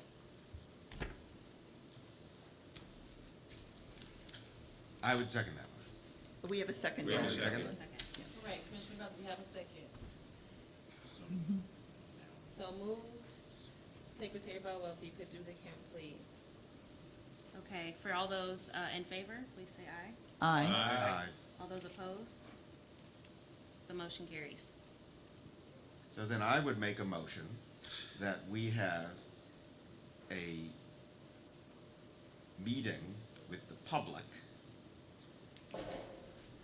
at a location accessible that we, and perhaps we need to have some discussion about that, on January 10th. Could it be later in the Well, The discussion of I locations was welcome line item any 5. amendment to that one. It was. Line item 5, discussion of locations, so Yeah. that's the next agenda item, Yeah. we're not there yet. So we have a motion Yeah. for January 10th? My guess is that there may be some issues having to do with the location and that we should give them a range, perhaps of 1 week in which we want to have it booked. Commissioner That would Grant, be in the good. timeline, the public hearing has Is to be named. determined. So it's completely up to the commission what date that January public hearing is, but it is not set in stone, it's not definite. Well, we should I think we should. Probably get it scheduled. Yes. Yeah. So let's Yeah. get it scheduled Yeah. as a point. I think we should determine now a date, location, For and the figure out January how we're public going to advertise that and accept comment. I mean, I think, there are all these things that, this communication plan, but how do we get this out to the public? Yeah. That's not something I So know getting the it out to logistics the of at public all. is something that, again, I try to communicate pertaining to what the commission, what we need to discuss. The agenda item I put forward for the part-time staff commission to complete the activities of engaging the public with the commission's dates. But we need to communicate order. or discuss it. Point of order, there's a motion on the table, and now we're moving into another subject. You bring it back to the germane subject of planning the actual meeting. Okay, so Commissioner Grant, your motion is?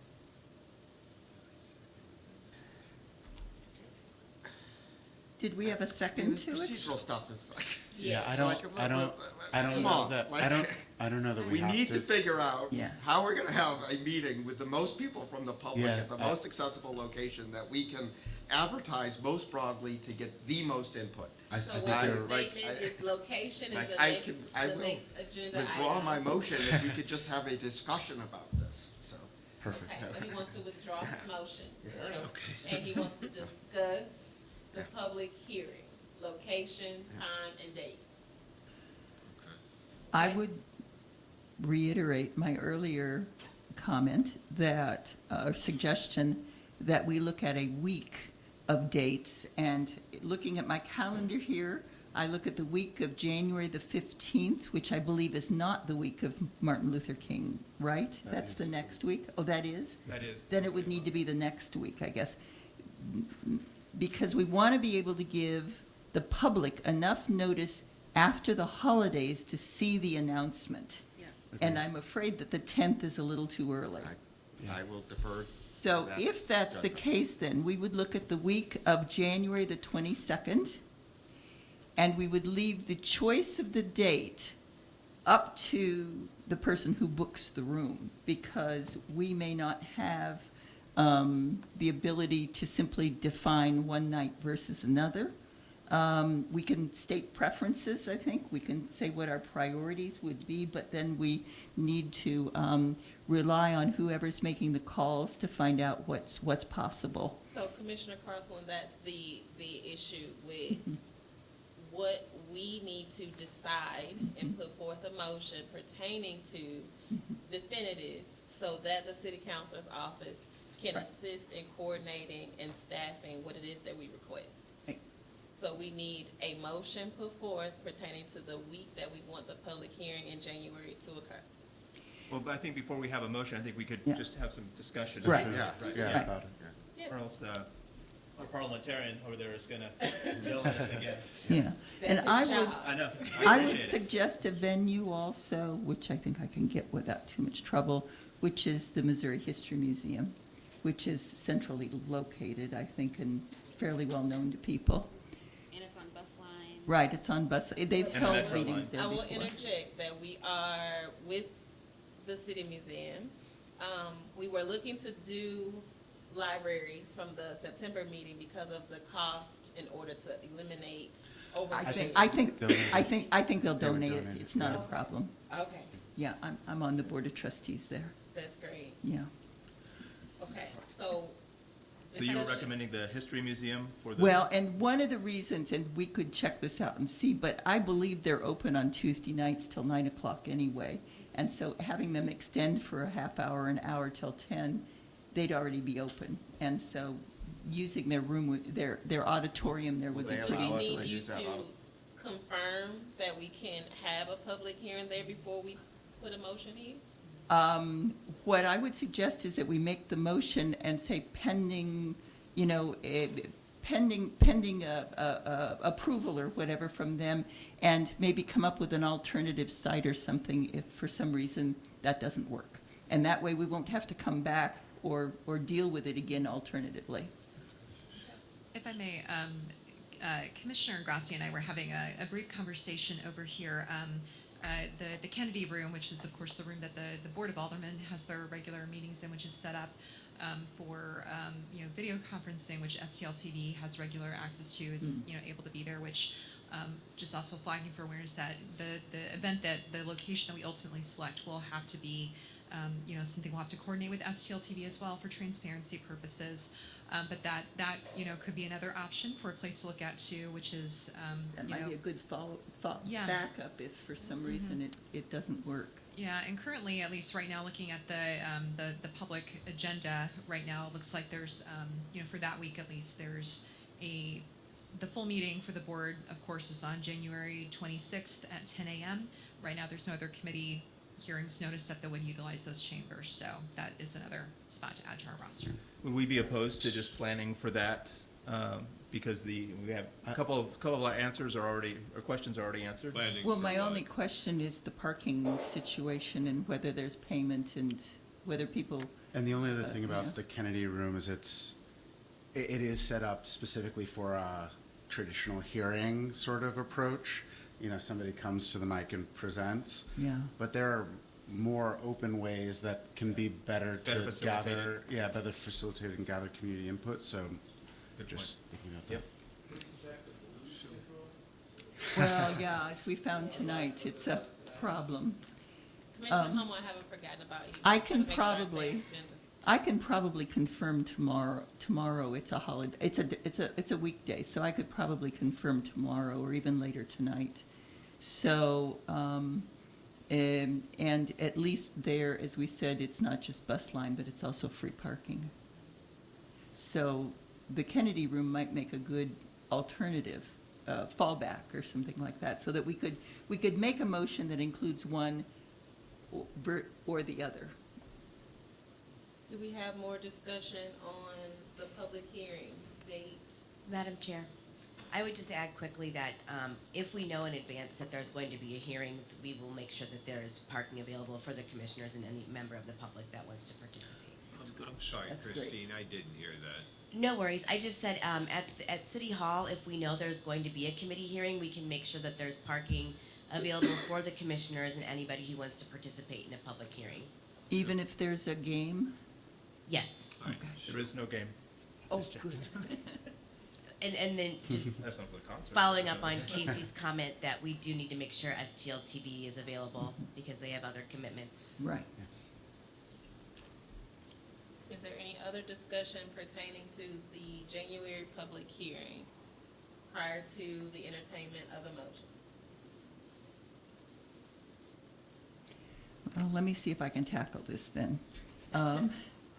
I make a motion that we hold a January public hearing of the Charter Commission during the week of January 22nd, 2024, to be held at either the Missouri History Museum or at City Hall. Second. The motion has been properly seconded. Secretary Bobo, can we have a count, please? Yes, all those in favor, say aye. Aye. Aye.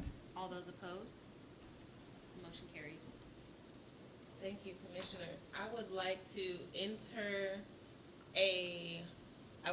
entertain a motion to move Commissioner Hummel to work group 3 from the work group that he's currently in for the sake of his expertise belongs with the articles that we're revisiting in work group 3. So moved. Second. Secretary Bobo, can we have a count, please? Yes, all those in favor? Aye. Aye. All those opposed? The motion carries. I guess that raises a question, though, about whether there's anybody else that would request to be moved or want to be moved or be added to any of the work groups because of their expertise. Before we raise another question, Commissioner Crossland, I want to entertain another motion pertaining to the engagement that Commissioner Grant, Commissioner Dwight, and some of the other commissioners pertaining to the part-time staff agenda. If we can open the floor for discussion pertaining to how those matters will be handled by the commission so that we can put forth a motion pertaining to them and it be on the record and we can progress forward. The agenda items for engaging the public pertaining to outreach items can be found on 48, page 48 of your handout for today. I just had a question on this. Was this a recommendation of hiring a part-time person to do this? We are assigned part-time commission staff in the city councilor's office. So these would be roles and responsibilities for an existing staff member in the counselor's office to support us with? Yes. Thank you. And have these already been reviewed by the city councilor's office and this new person they are agreeable to doing this? Yes. Good, thank you. The discussion. Oh, excuse me.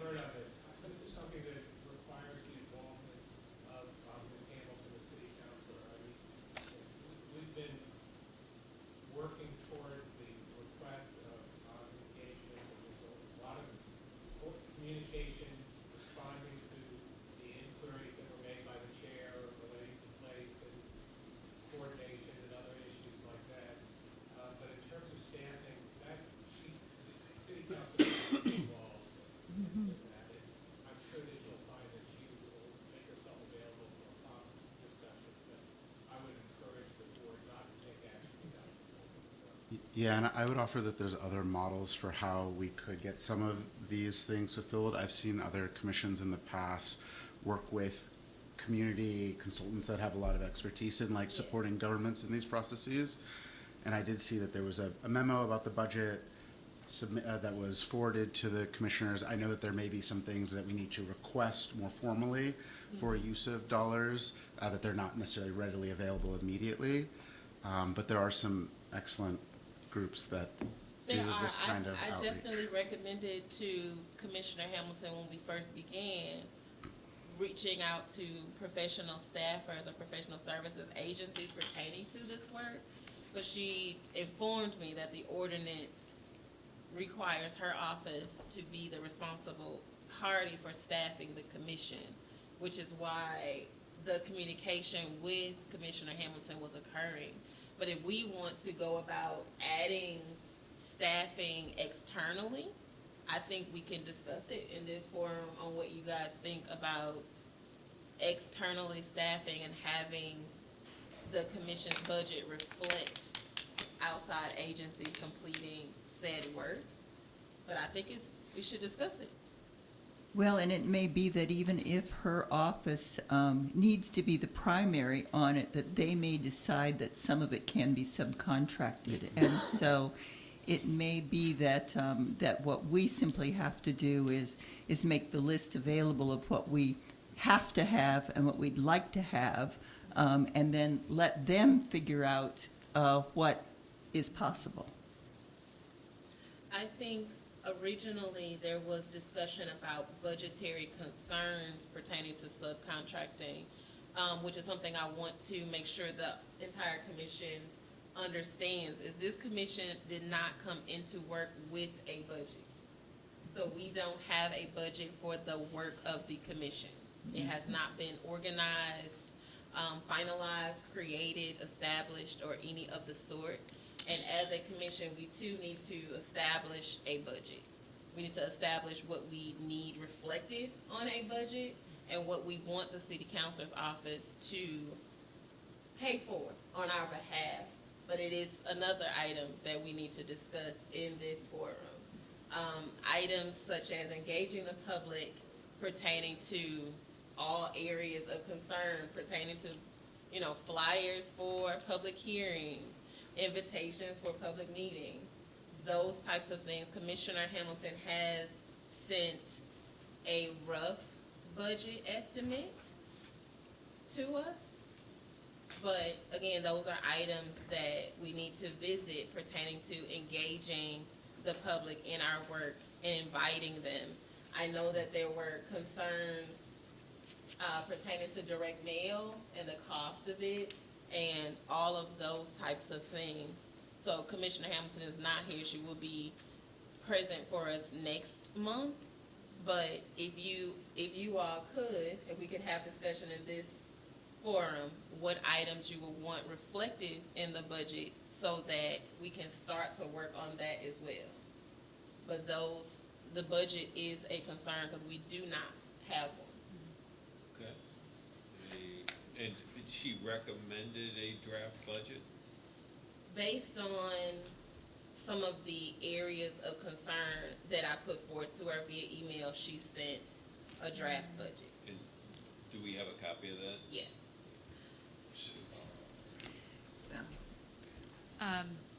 Yes, so one, just want to share that the reason that the city council is not able to be present tonight to participate in this conversation pertaining to her office, she's in Washington, D.C., presented oral arguments at the Supreme Court today, which was very exciting.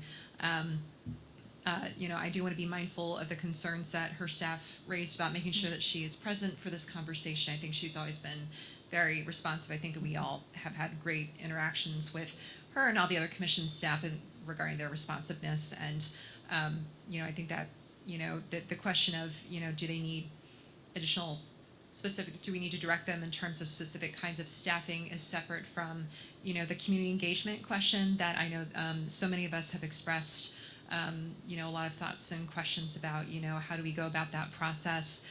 Does it require funding and whatnot? If I may, just to sort of balance the, I think, very understandable, concerns with her, appropriately being present to kind of talk through from her office's perspective, how some of our proposals might impact her, not making any decisions for that office without them present, but also recognize, that conversation that we've had so far about the need to talk about the kinds of community engagement and outreach we'd like to have.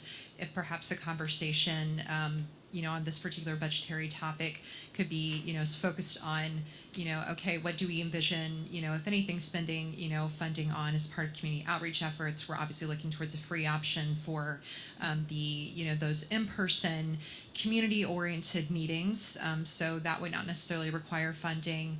So I think I would be curious to hear, if commissioners are amenable to that, focusing the conversation tonight just on, what will we foresee there being a need to spend money on and what does that look like? And then perhaps saving some of the, decision-making about what specifically would we request, financial things like that, assistance from city councilor's office for the next the next commission meeting when Councilor Hamilton would be present to provide, immediate responsive answers to the questions we're raising.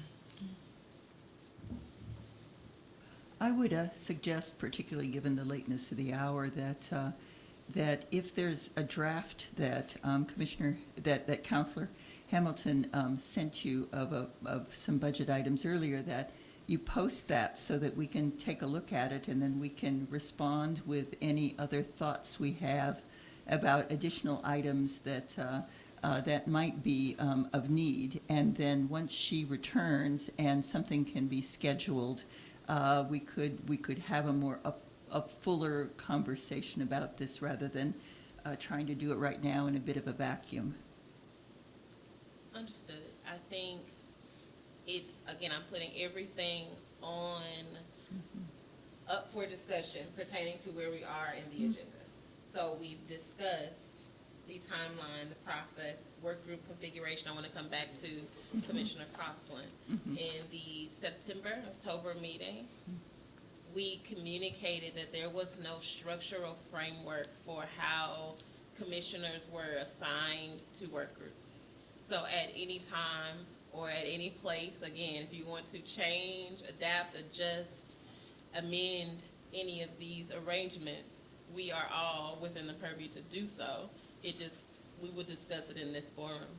Okay, I wanted to clarify that because I think in your report or something under working group policies or whatever, there was a statement about only 3 per group and that people couldn't change, et cetera. And so it's changing it without this discussion, without just like I just entertained the motion to move Commissioner Hummel. I think what it what we didn't want to see happening is commission or work groups and articles not being addressed because there were no commissioners assigned to it. So we wanted to make sure that all the articles had the adequate amount of commissioners, giving both non-voting and voting commissioners assigned to it. That understood. That certainly is an issue that's important. I guess my issues, a couple of them, just were not understanding. I understand the clusters in terms of why articles were kind of clustered together according to where they appear within the charter, etc. But I didn't necessarily understand why of the 9 of us we ended up being divided the way we did into work groups, and who made that decision. There was no particular means or rhyme or reason. Well, the concern, especially when we heard later that there was to be an executive committee, was that, for instance, you have your 3 officers on one working group. You have Reginald on another working group, and there's one working group that simply has no one that is part of the executive function then. And so we were concerned that there wouldn't be if there was a need, there wouldn't be an opportunity, for instance, for a full discussion, because there was one that was not there. So we were simply raising the question of how some of this was decided, and whether there was flexibility therefore to be able to move some people around. There's definitely flexibility. Right. If you, Right. if the commission as a whole, I'm willing to entertain a motion pertaining to moving executive members of the commission to other groups. Yeah. That's not, I don't believe that it's an issue, but we can discuss it here. If you guys want to move the executive commissioners, which I need to get to in the next agenda item, if you want to move the commission members across the working group so that it's even, I'm willing to entertain a motion on that. It may be a little late now to be changing the core working groups, because people have started to meet already around certain issues. And so what we may be talking about is, in certain cases, an add-on function as opposed to a substitution function.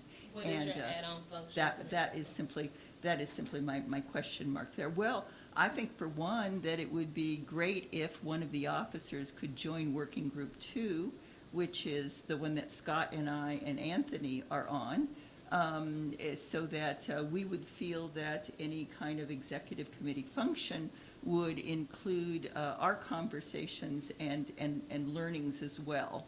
That would be one thing that I would see as off the top of my head as useful.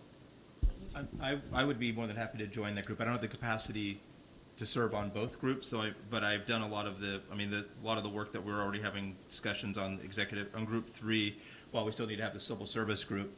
A number of things that you mentioned I had questions on and was interested in, because they are topics that have come up in other conversations. So I'm happy to serve on group 2. Uh-huh. Can we entertain a motion, please, Commissioner Sheridan? I'll motion to move me from group 3 to group 2. Will that mean we need to move someone from group 2 to 3 to balance then? That becomes the question. I don't believe so, because we'll have 4 commissioners on there, and that's still not a quorum. Okay. So it should be fine. I think so. I'll defer. So how many we have, then we would have 2 voting commissioners, which would make the work group 3 then imbalanced. Yeah. So someone would have to come to work group 3.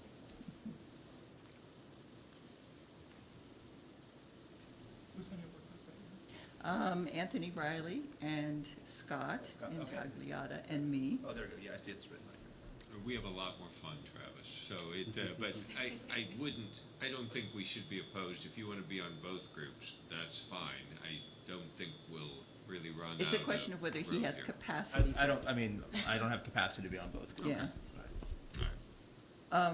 So I think it's a question then of just who, I could move over if you want me to. Does that make sense? And to leave you and Anthony and Travis on working group 2? I think this is your concern, Commissioner Crossland, Yeah. pertaining to who's on what group. Right. That's, I'm okay with that. you would be missed, Anna, but of course, sure, if you'd like to move to 3. I was Okay. concerned about Jake Hummel being on our group, and now that he's off, I'm feeling really good, so. Well, since Anthony's not here, I hesitate to move him, ask him to move. And so from that point of view, I'm willing to move over Great. to Working Group 3 from 2. Can I amend my motion then, so that we could just do it in one fell swoop, that we will do a mid-season trade? Commissioner Crossland will move from Group 2 to Group 3, and Vice Chair Sheridan will move from Group 3 to Group 2. Second.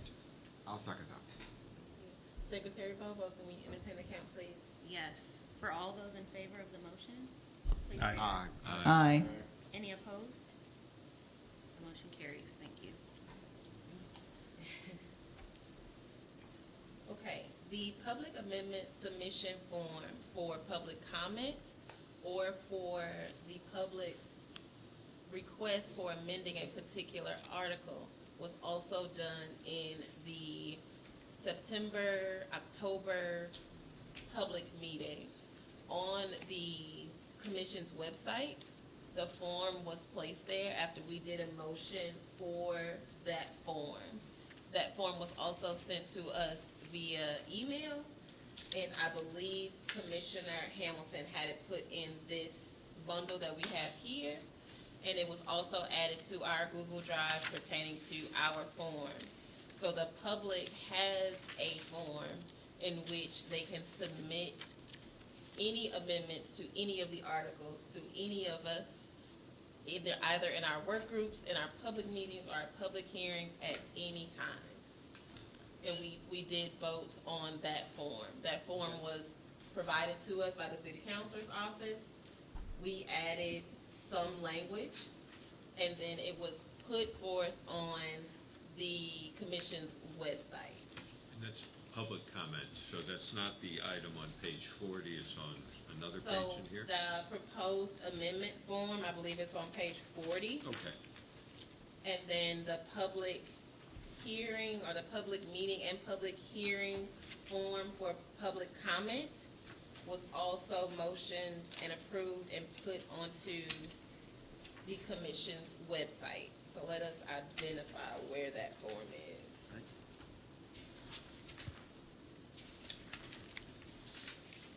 But I know that it is on the website. I know that it is in our Google Drive. On our web page, not our website. It is not in this bundle. Okay. All right. Yeah, it is not in this bundle. But it is the public, again, public comment and public amendment for any articles is on the commission's webpage, where the meeting agendas are and bundles and reports can be found, in addition to accessible to any of us and here when we're in person. We wanted to make sure that that was communicated to the entire commission. Are there any amendments to those forms that you guys would like to make? Do we have any record of anyone having used the forms yet, either of the forms, if they're online? Yes. So when the Charter Commission staff sends us our, I would say, briefing, any public comment forms that have been completed on the site get sent to us in that email. And they've been attached to them the past several months. I don't think we've had any public amendment submissions yet. No, Just public comment. just public comment. Okay, so just comments. Yeah. Yes. So we don't have any more discussion on those items. I'll move into agenda item number 5, pertaining to discussion regarding location for meetings and community engagement. And we are to decide whether to move regular in-person meetings and identify a date for public hearing, which we've handled the date.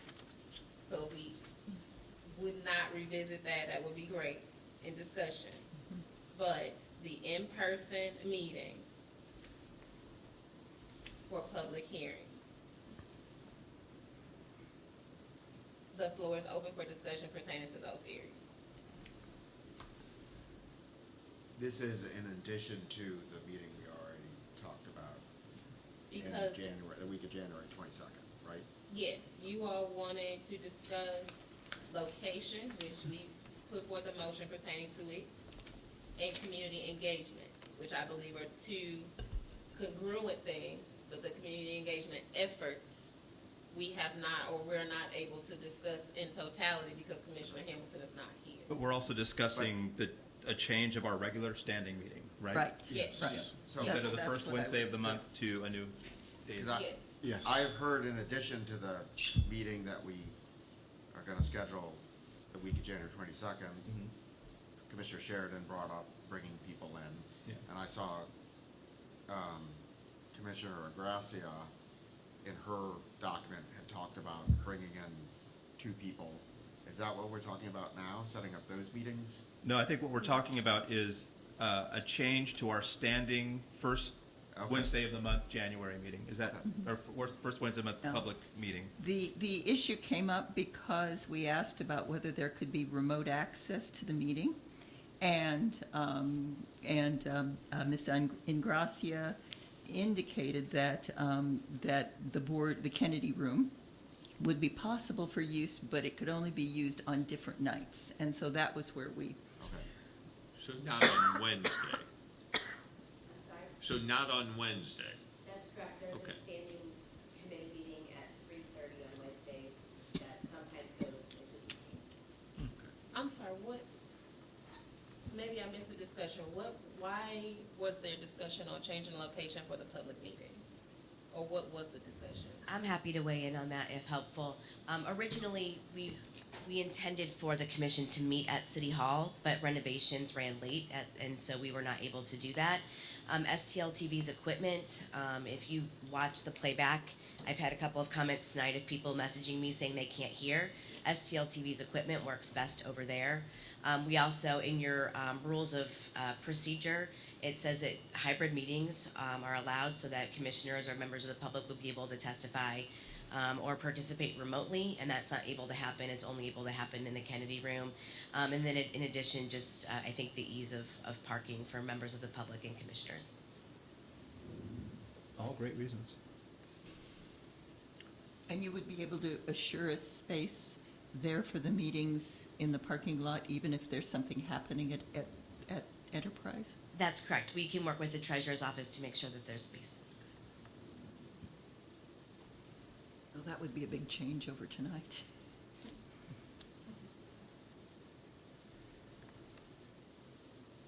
On the end of community engagement, I think not discussing the actual efforts we're going to take to engage the community, whether we're in this room or the other room, is where we're needing to really have conversation. And so line item 5 asks us about location and community engagement. So it is an and topic. So we understand that the Kennedy Room is available and it's set up and it's far more accessible than where we are. And I am willing to entertain a motion pertaining to that movement with an accompanying date. But we also need to discuss the community engagement angle for the public pertaining to our meetings, both public meetings and public hearings. Well, can we take them one at a time? Yes. I appreciate the matrix that's in the very back of our packet. I mean, just by looking at counts, it looks like Monday is the preferred date over Thursday. So I'll just state things objectively. I would only question both Commissioner Garth and Commissioner Bobo indicated Right. Thursday, and my question would be to each of them whether they are able to do Monday, Right. even though that wasn't their choice. So for me, neither day particularly works. Thursday is all business meeting date for me. So Thursday absolutely would not work. Monday would be a bit of a stretch for me to make at 4:30, which is why I agreed to the dates that we currently have.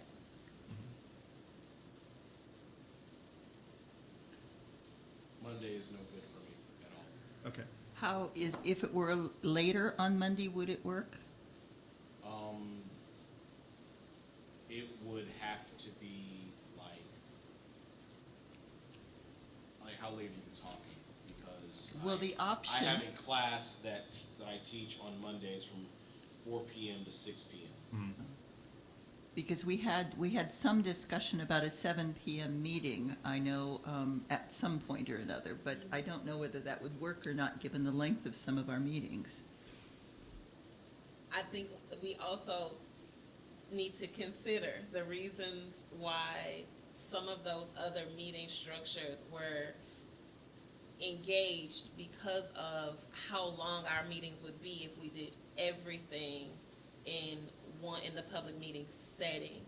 So to entertain a meeting at 7, we'd be there 2.5, 3 hours.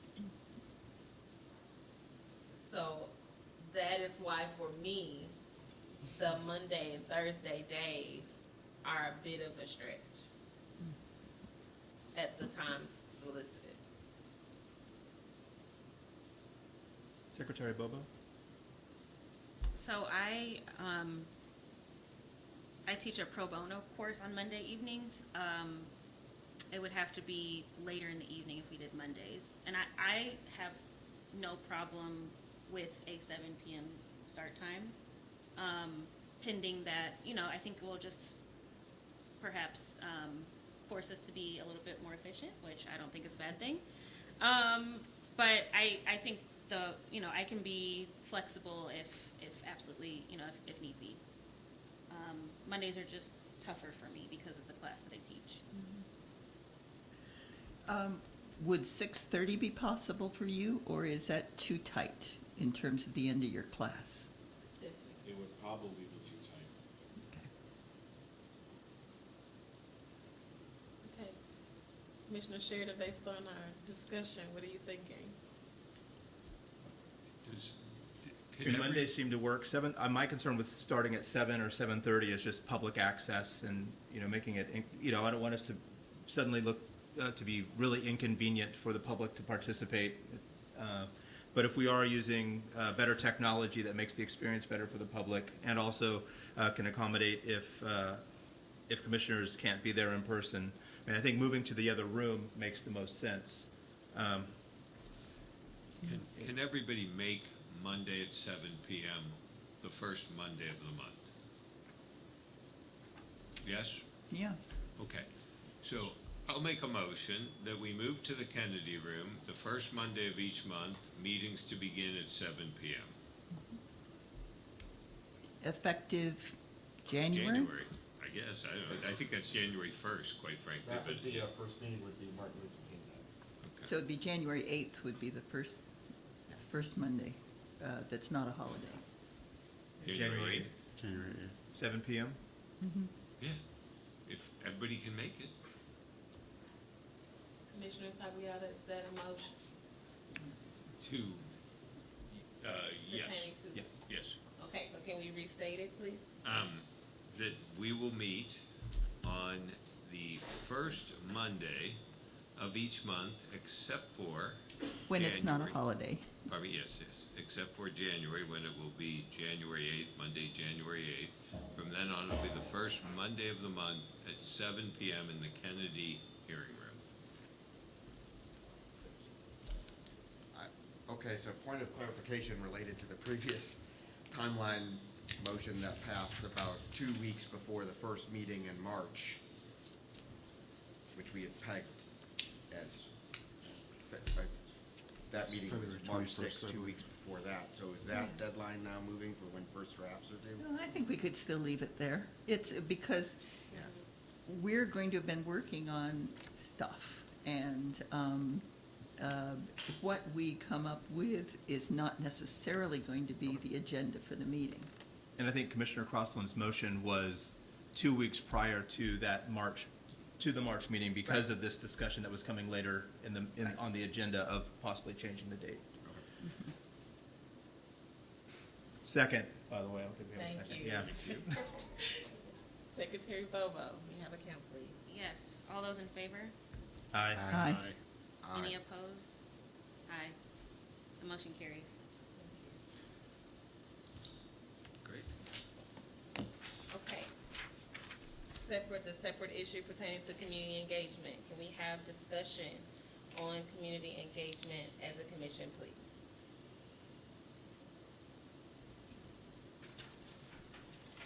Yeah, so a great way to structure any event around community engagement would be to get to like what are our like learning objectives, like what are the outcomes that we hope for community members that attend at that meeting. So that could be one place to start to kind of talk through that aspect of it. If it's it'll be kind of the first public hearing event that we do. So I wonder if one of the purposes is also to bring everybody to the same page on our process so far, and then also to do a little bit of context and public education about what the charter is.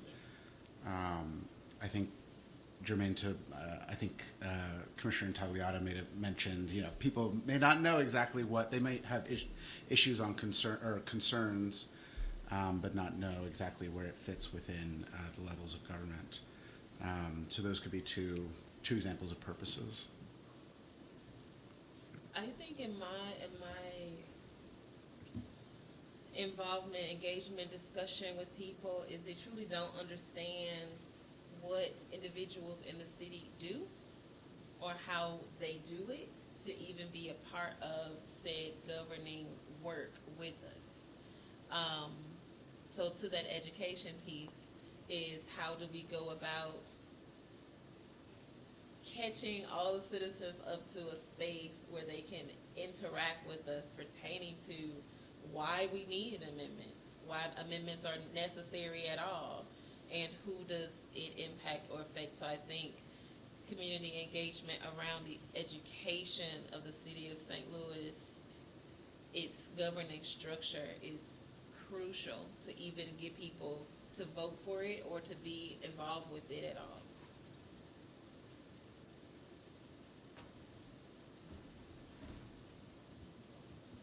One piece that's in tandem with this, I think, is, getting the word out, right? That's been a common theme tonight. And I wonder, if, whether, volunteer basis or when, I'd certainly be happy to help draft it, but if we might consider, drafting, or having a draft template email put together that identifies, once we're able to nail down the date and location for sure, that we can share with our respective networks. There's a lot of people who are connected with a lot of different, great groups and organizations in the community on this commission. So template email that identifies, the date, location, time of the public, the first really big opportunity for community engagement that we're trying to structure right now, provides, a digital link to where people can find the city charter online, maybe references some of the available process information. For example, one of the pieces that was communicated to us in Working Group 1 by the budget director was the budget timeline. Like, how does that work? So if there's anything along those lines that we've been provided access to, we could consider throwing in that to help, inform people a little bit in advance. And then, of course, sharing the, City Charter Commission website with people and reminding them and, just sharing with them, hey, there's a public feedback form, public comment form. These will be available at, this public meeting that we're having in January. But if you have thoughts right now, please share them. So one thing, again, just to summarize, is to consider as part of us moving to this first really big opportunity for this public meeting is, the advance awareness of it. One way of going about doing that being putting together a draft email that we could share with our respective networks to start getting the word out, getting awareness. And wondered if folks might have any interest in that being a resource, and if that is a resource, would folks be willing to share that out with their networks? I would add to that, a lot of us have actual community leadership work that we're a part of and participate in both heavily. And Commissioner Dwight, I probably could have told you this, I've attended several of the workshops by way of the Ferguson Commission by demand. And in the demand of that, I was brought in by way of other academics I was in community with. And I think that a lot of the older persons, we're all from different wards, I believe, here, live in different wards. The older persons have community meetings regularly or all the time, and our participation with them, with whom comes to their meetings, may be a way to start the conversation on this work being done, since it did come by way of an older person via ordinance, would be a good way to start. I am heavily involved in the community work in my neighborhoods pertaining to my older women, all three of them. So I wonder if that would be a good starting point for us pertaining to boots on the ground engagement with the citizens, of just announcing the work at some of their meetings. Yeah, we should be doing as much of that, I think, as possible. And any of us who are engaged with neighborhood organizations should be on the agendas and letting them know what's happening. It strikes me when I think about the questions I keep getting and how confused people are about what is really charter and what is not the purview of charter, that some kind of a little cheat sheet that says charter includes and has elections, Board of Aldermen, mayor, ENA, does not include county offices, public tickets, parking tickets, et cetera. Just like a listing like that might help us in terms of just the recruitment, but also then the questions that we get both online and during any meeting process. Because the minute I say I'm involved in charter, they start saying things like, "Well, my parking tickets are," no, that's not part of charter. And so, a cheat sheet like that would be really helpful. Commissioner Crossland, would you create said cheat sheet? Sure, I can. I can too. And between the two of us, we can put I'm something happy to together assist and as edit well. it. And you can do it. We can get it done pretty easy. Okay. I do think that point about, because we are all from different wards and different parts of the city, connecting to our various alders that are in our surrounding area and the CDCs that are in the surrounding area as well, and getting on the agendas of the various community meetings. Now that those have picked back up in a kind of post-pandemic environment and people are meeting more on a regular basis, I know I could take advantage of some of the ones that are out on North St. Louis where I live.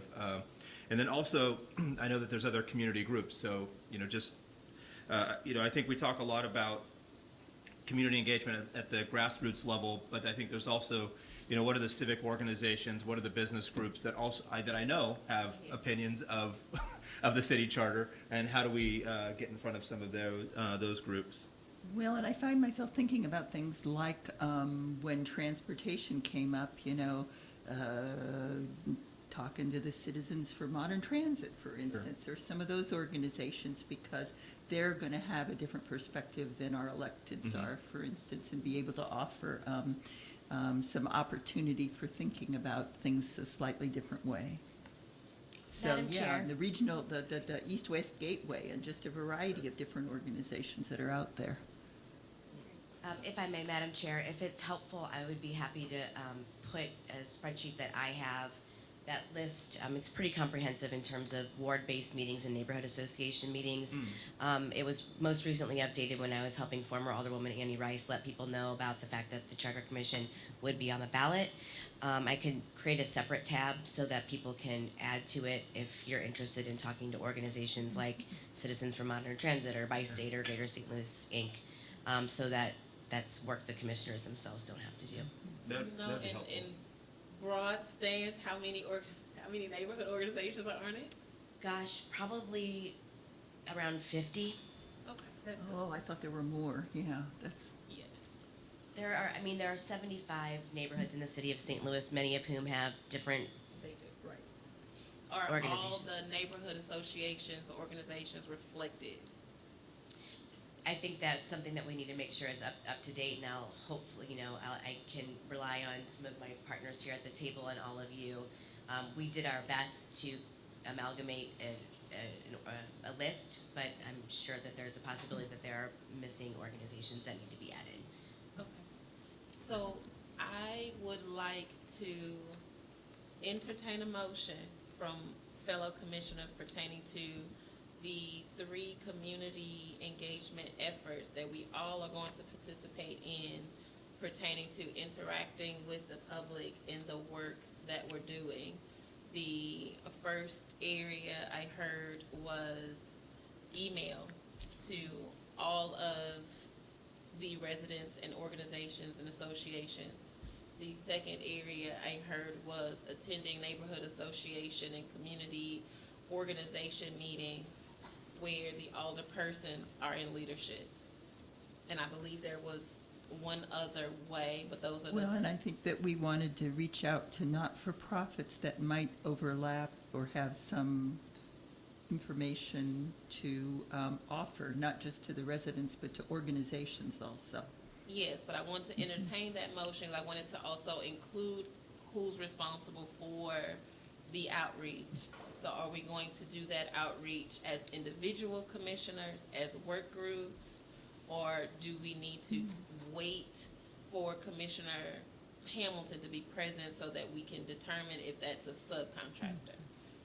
I would, first of all, I want to just make sure we don't set an unrealistic expectation of outreach to all citizens, because the moment we say that it's all and somebody's not included, we're going to be in trouble. But, I mean, I think with the email campaign, the list that can be put together of the organizations, it would be helpful for each of us to go in, and especially on the list of organizations or the aligned groups, whether they're civic groups or grassroots organizations or nonprofits, go in and almost self-assign, commit to doing outreach, generally through meetings or one-on-one, interactions with boards or groups, with those groups. And then on the email campaign, I like the idea that Director Milberg put forth of just having a crafted message that we could all agree to send out, and then have a process of sending that out. I don't think we need to get too specific on who's sending it out to whom. If different groups get it from multiple, then it's just good for them to hear it more than once. Can we entertain a motion pertaining to what efforts we're going to do pertaining to community engagement? So, I would propose that Director Ingracia craft an email that could be sent to all of the alder and elected officials, as well as the 50-some-odd neighborhood groups, as well as to the commissioners, all of whom will have the ability to forward it on as they see fit. That's my motion. Do we have a second?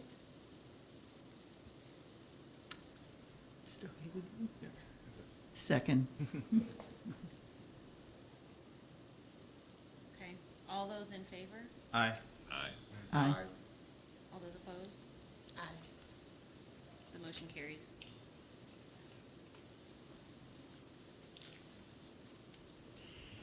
Okay.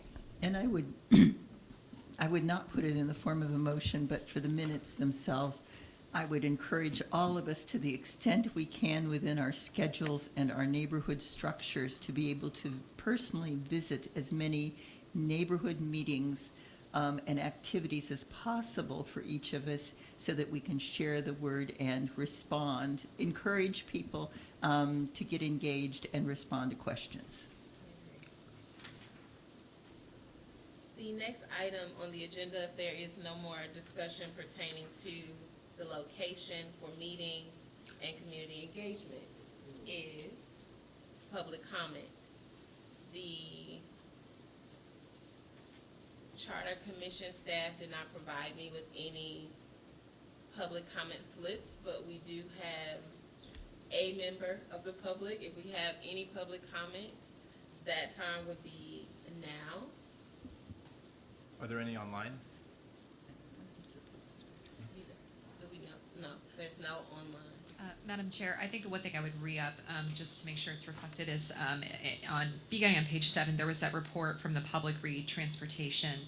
That's included in our committee packet.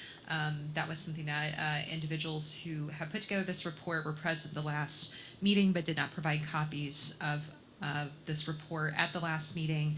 It is now included asked something for the record, so I just wanted to highlight that. They were kind enough and thoughtful enough to attend the Working Group 1 meeting that we held in November and speak at length about it, so I just want to make sure that was reflected for the public record.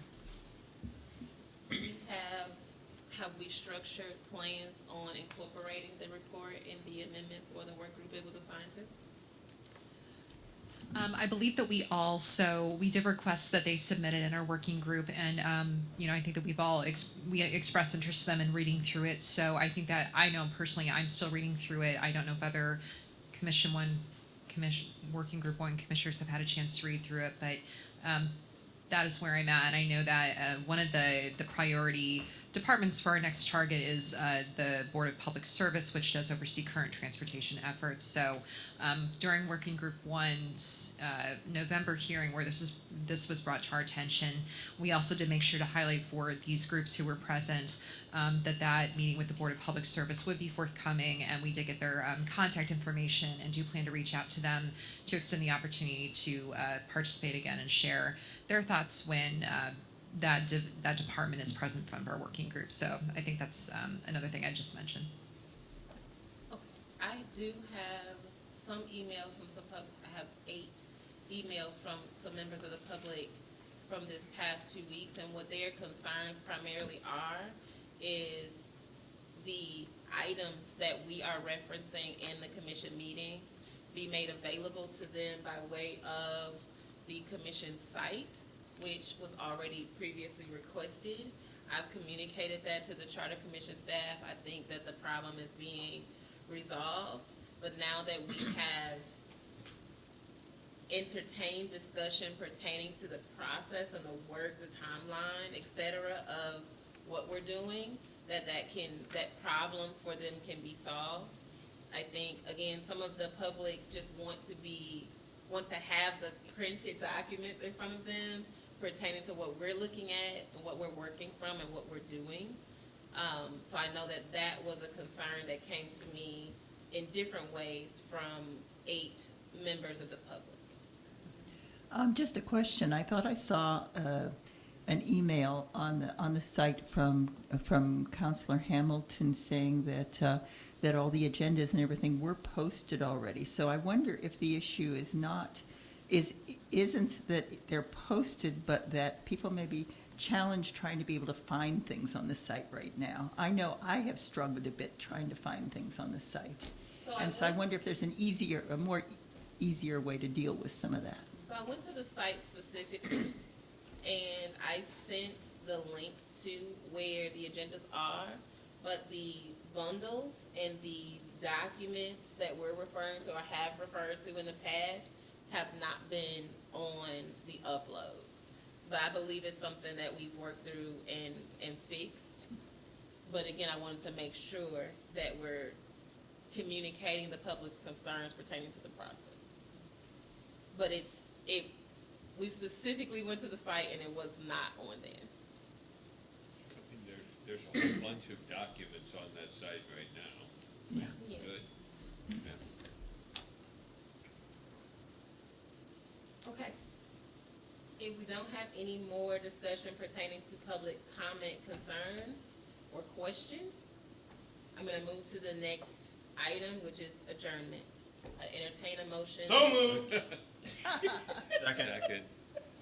All those in favor? Aye. Secretary Bobo, can we get a count, please? Aye. Aye. Thank you.